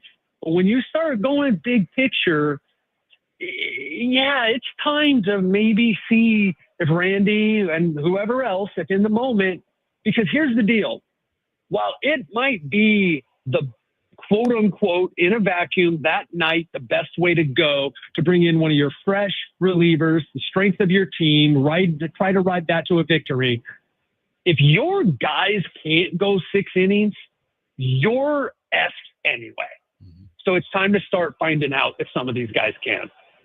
Yeah, that's well said. Kevin Ace is our How do you like that? I like that. Look at you, Kevin. I know that's your thing, but here's the deal. A little disappointed in the writer here who had to, I had to say effed instead of coming up with some other word. But it's kind of like what it is. If you can't, you're screwed if you can't start getting more out of these starters. That's well said. Yeah. You listen, if it doesn't work. Sometimes you just have to use the F word, Kevin. Yeah. If it doesn't work out over there, you can just join us over here. Yeah. Kevin is here, Padres Insiders, with us right now. We can ask, I want to get to King and Darvish, and I know every day we ask, and Shilk gets asked every day as well. There's only so much to really share. But before, just in general, these 2 games, I know it's the middle of June, but how big are these games, do you see it from a Padres perspective? As in, if they didn't win them and they left Dodger Stadium 39-35, I think in a vacuum isn't the end of the world, but 7 games back of LA, the odds of catching LA become incredibly unlikely. So how do you see these 2 nights in terms of importance for the Padres? I'll give it to you. They're huge. I'll always say for June, and I'll always say I didn't think they were winning the division anyway. Right. But like, yeah, for a lot of reasons. First off, if you can't beat the Dodgers without their starting rotation, basically, and the next time you face them, Ohtani will be built up to some extent. Snell will be back probably, and Glasnow will be back probably.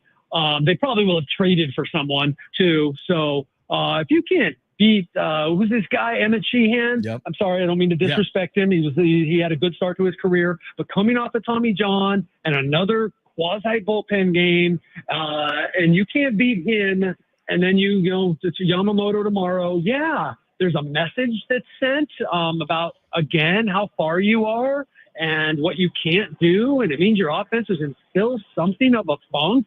I mean, what they have done last night without Trenton Brooks, and do you think Trenton Brooks is the answer? I mean, good for him, but like Trenton Brooks isn't going to be hitting 4th in that lineup anytime soon. If he is, well, they're sellers.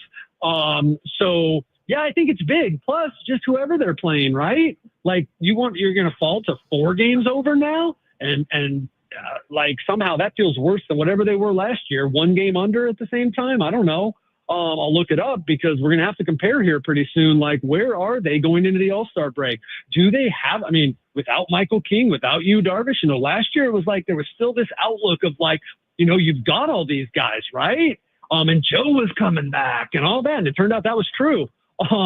And yeah, I think you could be leaving LA with your tail between your legs. Not saying the season's over, but I'll give you big mid-June, like huge mid-June.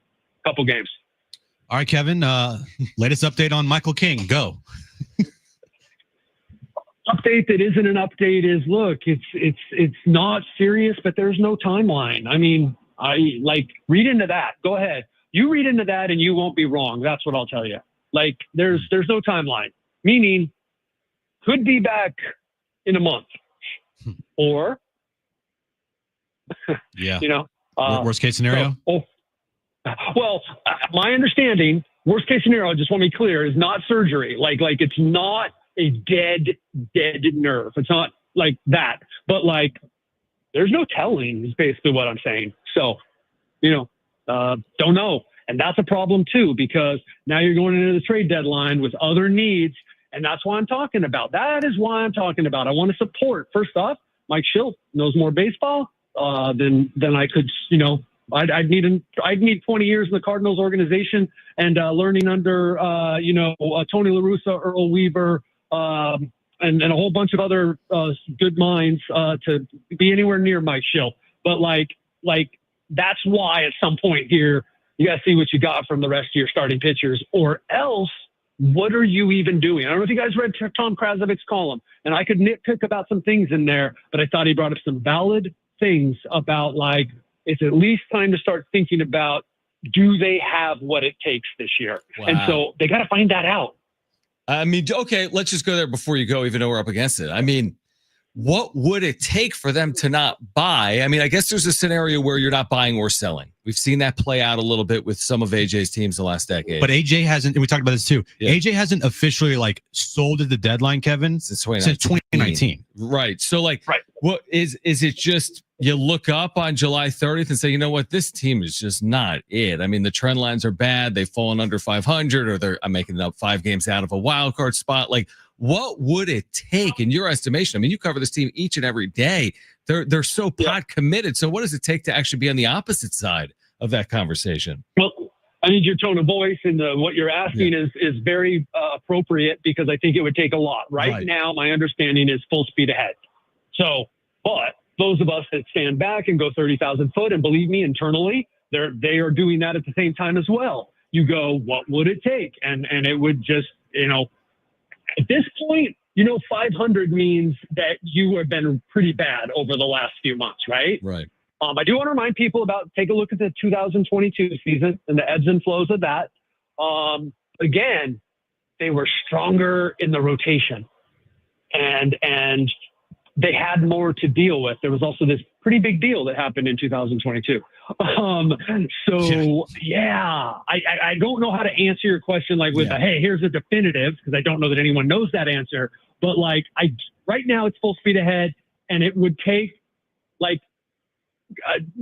skidding bad, probably under 500 into the All-Star break, and then you start to go, okay, as bad as this is going to suck, and as bad as it's going to play in this incredible fan base that is supporting us, that for the betterment of our team, maybe we got to make some moves. And then it's spun as a whole buyer-seller kind of thing, right? Like where you're selling, but you're getting back some whatever, because they do have flexibility coming next year. And I don't know, find some way to unload Bogaerts and turn it into a win for the fan base. I don't know. And a win for the team, obviously. I'm kind of joking, but it's like we've reached a point where these are all valid questions, guys. No doubt. Kevin, always appreciate it. We'll catch up Friday when the Padres are back home. Thank you as always for doing it. All right, we're going to react to that on the other side. Plus, hear from Mike Schilt pregame. Padres Dodgers at 6 p.m. Jim's back page ahead. It's John and Jim, San Diego Sports 760, live on the iHeartRadio app.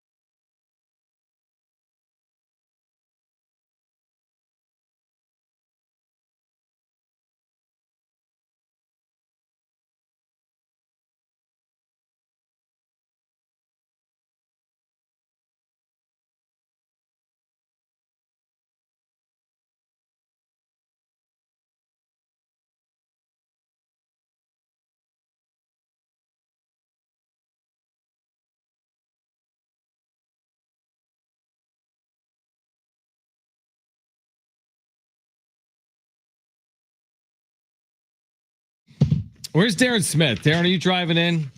Darren, come in here if you're here. You're going to hear Darren, Adrian Garcia Marquez coming up at 6 p.m. Looking forward to it. SDFC Midweek Live, one of these stories in professional sports this year. SDFC, the expansion club, where they are right now in the West. Darren will be here live coming up at 6 p.m. on your home for SDFC, San Diego Sports 760. We're waiting to hear from Mike Schild. Not like he's going to call us, but he's going to speak with the media. He's likely speaking with the media right now. And if we get that audio, we'll share it with you coming up between now and 6 p.m. Always good to connect with Kevin Acey. There was a lot in there that we've touched on over the course of today's show. And it was interesting when he mentioned about Tom Krasovic writing an article, right? About, hey, this talk that they're definitely a buyer. I mean, it's probably fair for someone to entertain the counter argument there. Like, nobody's even entertaining that. I mean, our listeners and people in the wrap-up show are all they put is sell, season's over. I'm like, well, that's ridiculous, obviously. But by and large, the tenor is, hey, they're going to be buyers. But I mean, that could change. They are so pot committed, they have no choice almost but to be buyers. Right. Unless everybody gets hurt and they completely nosedive. And by this time next month, Trenton Brooks is hitting third in the lineup. Then if Trent's good. If Trenton Brooks hits anywhere above 7 in the lineup in the future. Where is he tonight? 7th? I think he's 7th. Can't be higher than it's than not that. higher than 7th. But you get my point is they are in a position where they've already committed to this season by not trading King or Cease in the offseason, not trading Luis Ariz in the offseason, signing Nick Pivetta. Like, they are fully committed to winning at all costs. So with that, they better hope that they start playing well and that they don't put AJ in a position where he has to consider potentially selling, because that'd be catastrophic if for this season alone. For this season, then you go back to the offseason and then you start talking about moves they didn't make. And you're like, well, you should have traded Dylan Cease or Michael King in the offseason then, if at the deadline now you're going to end up trading guys. So it would be pretty bad if they did not buy. No, don't bring him in here. He's got a whole hour to do. It's okay. He knows the gig. I know, but let him prepare. No. Let him prepare.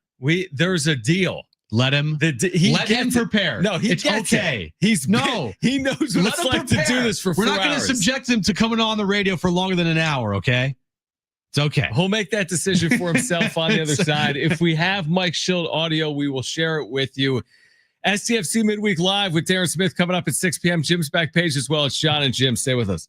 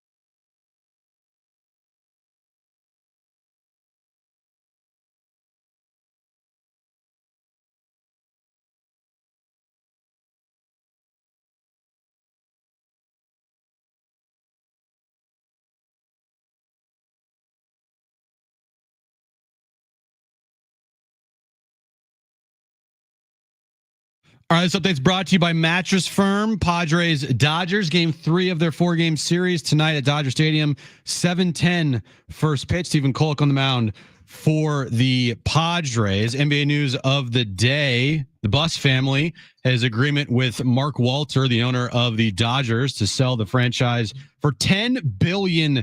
And we're about 30 minutes away from SDFC Midweek Live. Darren and Adrian live in studio, 1 full hour of SDFC talk. Shop Mattress Firm's July 4th sale and reclaim your restless nights.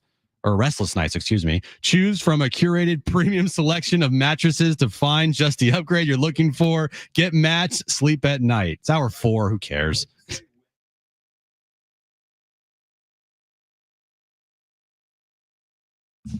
All right. Thankfully, Darren Smith is here. SDFC Midweek Live coming up at 6 p.m.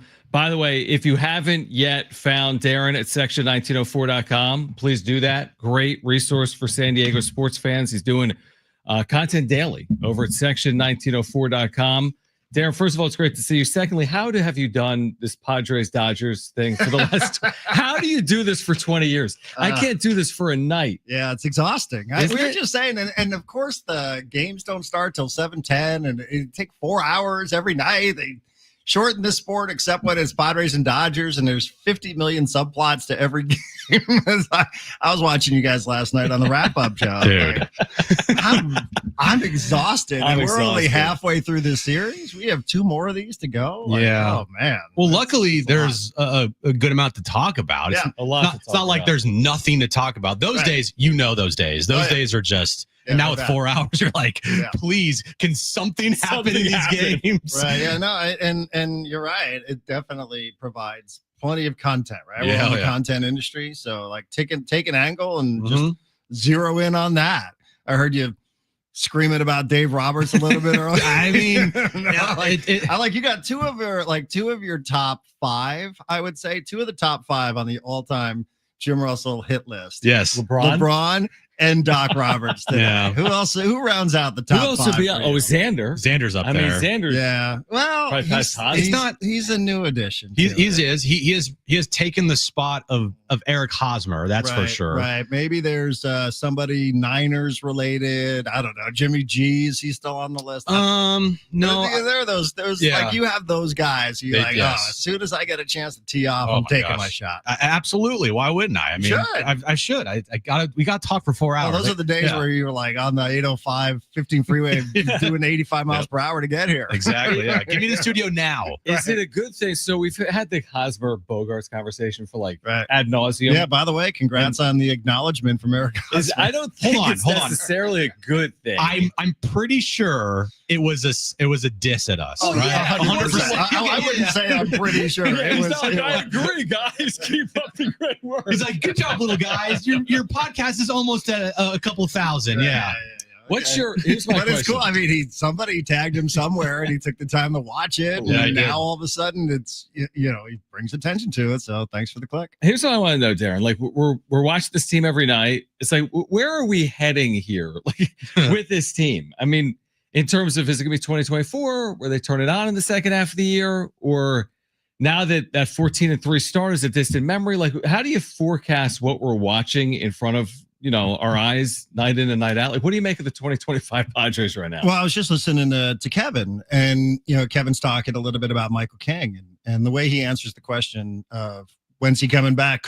It's nothing serious, but we have no idea, and I do wonder how much of that might be related to his contractual status. He's a free agent at the end of the year. Maybe this isn't something where it's just the Padres medical team that has a voice. Right. Maybe there are other voices that are impacting this decision, especially based on the way the salary got structured for this year. So just a little seed to plant and sprinkle with some water. I don't know that this is something that it's just about, well, when does he physically feel right? And given this mystery diagnosis, when's he able to? I think all those other things are probably factored in too. And I would be hard pressed to believe that there aren't other voices from elsewhere that aren't chiming in on this. So. Well, I mean, we do have actually some little breaking news on Michael King. Schultz said that he acknowledged Michael King will almost certainly be out through the All-Star break at least. King's throwing lightly with plyo balls and regular baseballs, but he's not on any sort of throwing progression towards a return. I viewed the King injury as one of the weirdest injuries I can remember, and I'm sorry, I'm just not buying that it's all because he slept wrong. I'm just not. I just can't bring myself to that. Like, yes, do I acknowledge that this was a huge factor in the reason why he has not pitched in over a month and a half, essentially? Yeah, but I don't know, man. I can't bring myself to think that him sleeping wrong has potentially ruined his season. Yeah, it doesn't make a lot of sense just because we've never heard from it before. We've never heard this type of injury before. So, yeah, it's an odd one. Like I said, I think the other factors are probably worth considering. And I don't think that makes Michael King a bad guy. No, absolutely not. You know, like if there is some sort of chance that his agent, his team, or he himself feels like, hey, accelerating this or coming back could do some significant damage for you in terms of your upcoming free agency, then maybe that's something we should consider here. So yeah, it stinks because like he's the guy that you really want back, you know, 100%. And you know, you sort of suspect with Darvish that, you know, he's doing everything he can just to give you what he's got, you know, because they don't got much left. So he's just going to give you whatever he's got. But I also can't, I can't pull the plug on something when I don't have Jackson Merrill, I don't have Michael King, and I don't have you, Darvish. So, you know, I'm willing to say I'll weather this storm for now and see what happens on the other side of it. Yeah, it's like one of those things where it doesn't feel great in real time, but then you step out and you make good points. Like they're dealing with injuries. They're 6 games over 500. Dodgers are good. It's not the end of the world to lose a series to the Dodgers in June. The season is long. It's like, yeah, 2 things can be true. They haven't played well, but they are 39 and 33. It's tough to really know what direction they're heading in. Even though it feels like they're heading in a downward direction, it's hard to know if they actually are or not. They're actually better off at this point of the season compared to last year. Remember last year this time?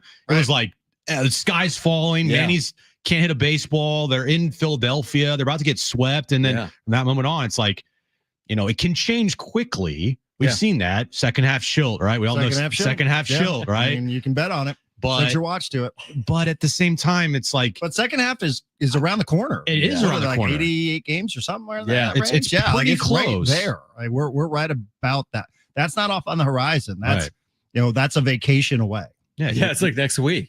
One more gym vacation in Hawaii. Man. Look, if it helps the team, I guess I'll take a vacation in Hawaii. I mean, it's fine by me. Can we talk SDFC? Let's do it. We got SDFC midweek live coming up. Something positive in this town. I mean, I said it a few moments ago. I think I said it with you before. I mean, it's becoming like it's one of the great stories out there. It's not just a San Diego story for this franchise to get off to this start, be where they are in the West. We're past the halfway point of the MLS regular season.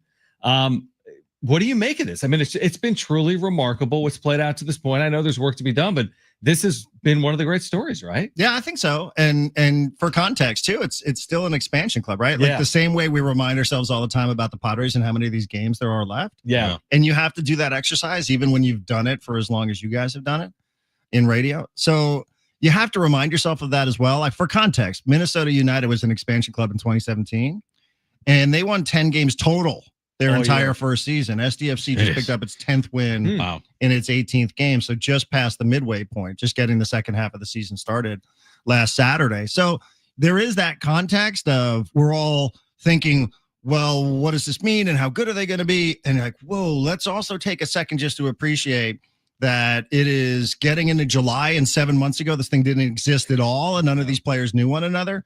And even if these guys were starting to get to know one another, they still had other guys like Milan Iloski, who's become an incredible story, who was still playing in Denmark. And you had other players on this team who were playing for other clubs, for LAFC, for the San Jose Earthquakes.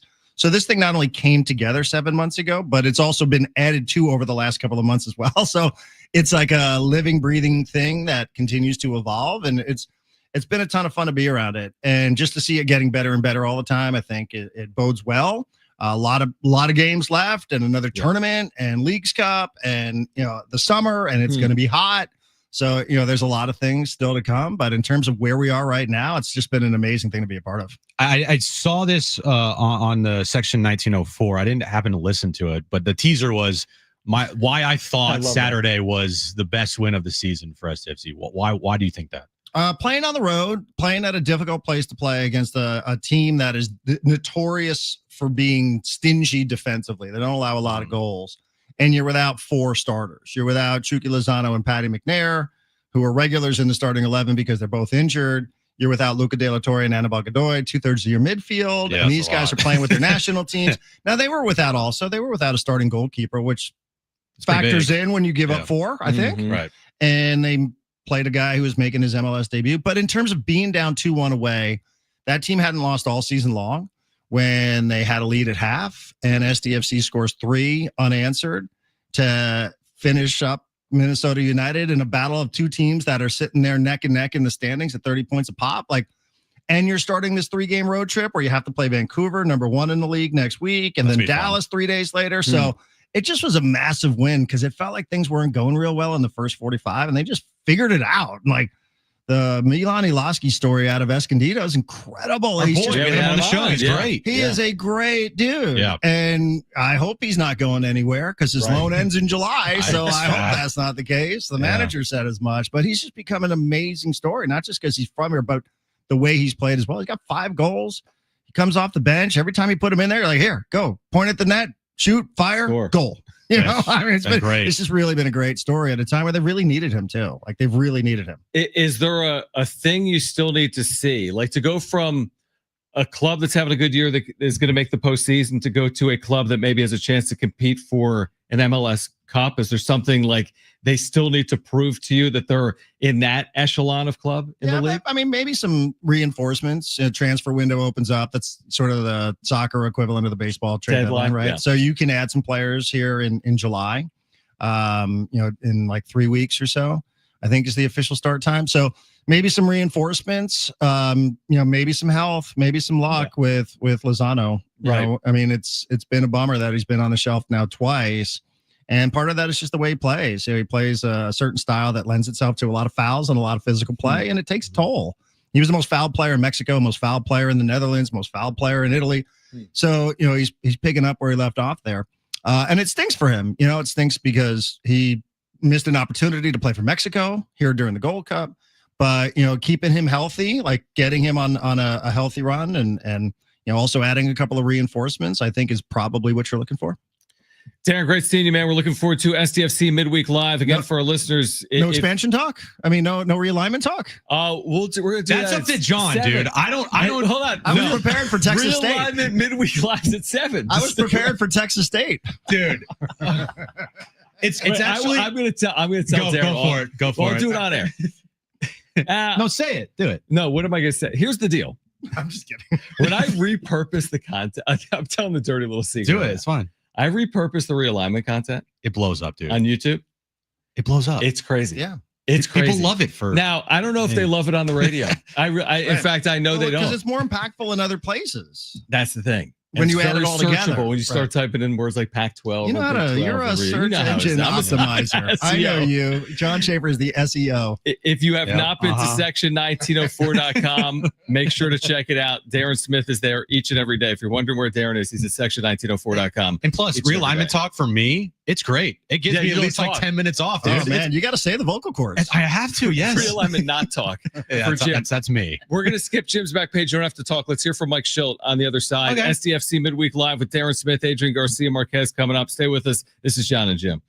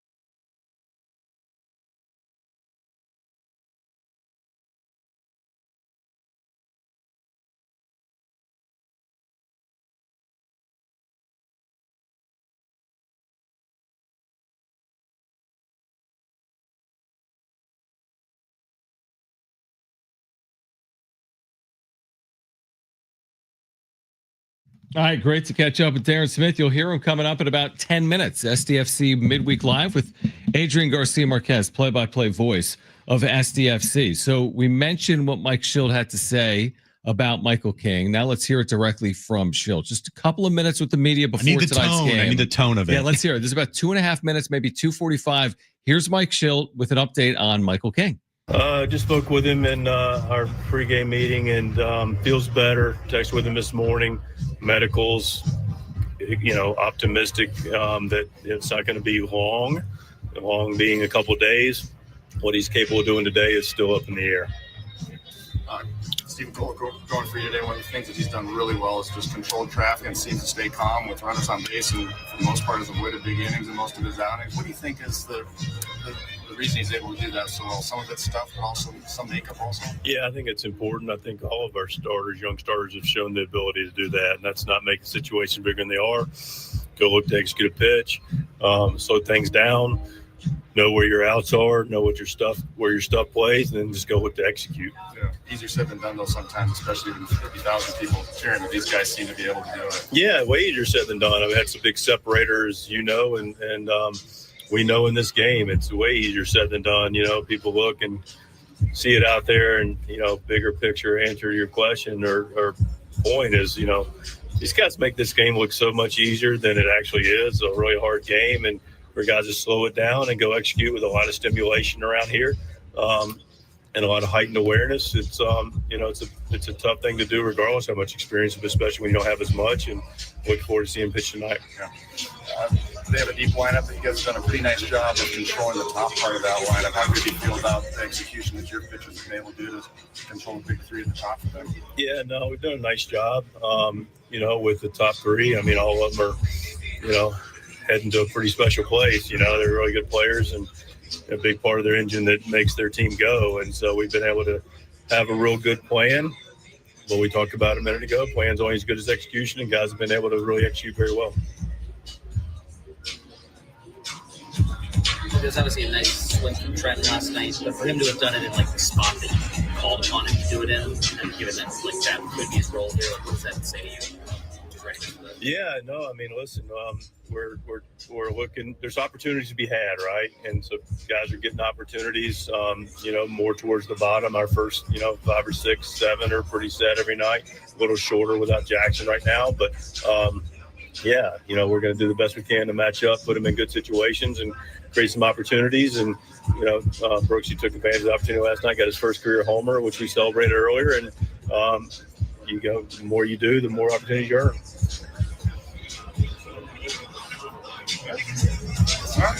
Thanks, Mike. So we didn't hear in there anything on King. The start was Merrill. That's why he said he's feeling better. So that was not King. That was my bad. That was on Merrill. We didn't hear anything specific on King, but we did read the report from AJ Cassavell that Jim read to you 10 minutes ago, which was that he's out until past the All-Star break. Obviously, we all realize that. Yeah, and it's as concerning as it could get. Time out real quick. It was Iglesias, the update. It wasn't Merrill. He got hit. Okay. Right. That's why he got hit on the hand. It's not broken. He feels better. It's going to be a couple days, hopefully. Got it. Okay. Yeah. So Iglesias there. Thank you. The King thing, look, I know at the time it was like, oh, it'd be fine. Yeah. He just slept wrong. It's okay. Yeah. The concern level is at a 10. Yeah, I would say close to that. Yes, I'm at a 9.3. I was gonna say I'm in the 9s, but yeah, it's getting there. It's right at the edge. We're at pretty much DEFCON 1. He is so important to this year, right? For him at this point of the season, for one, a diagnosis they don't even fully really understand yet. 2, not even close to throwing. They've already essentially ruled him out past the All-Star break, or at least up to the All-Star break. That's another month. All right.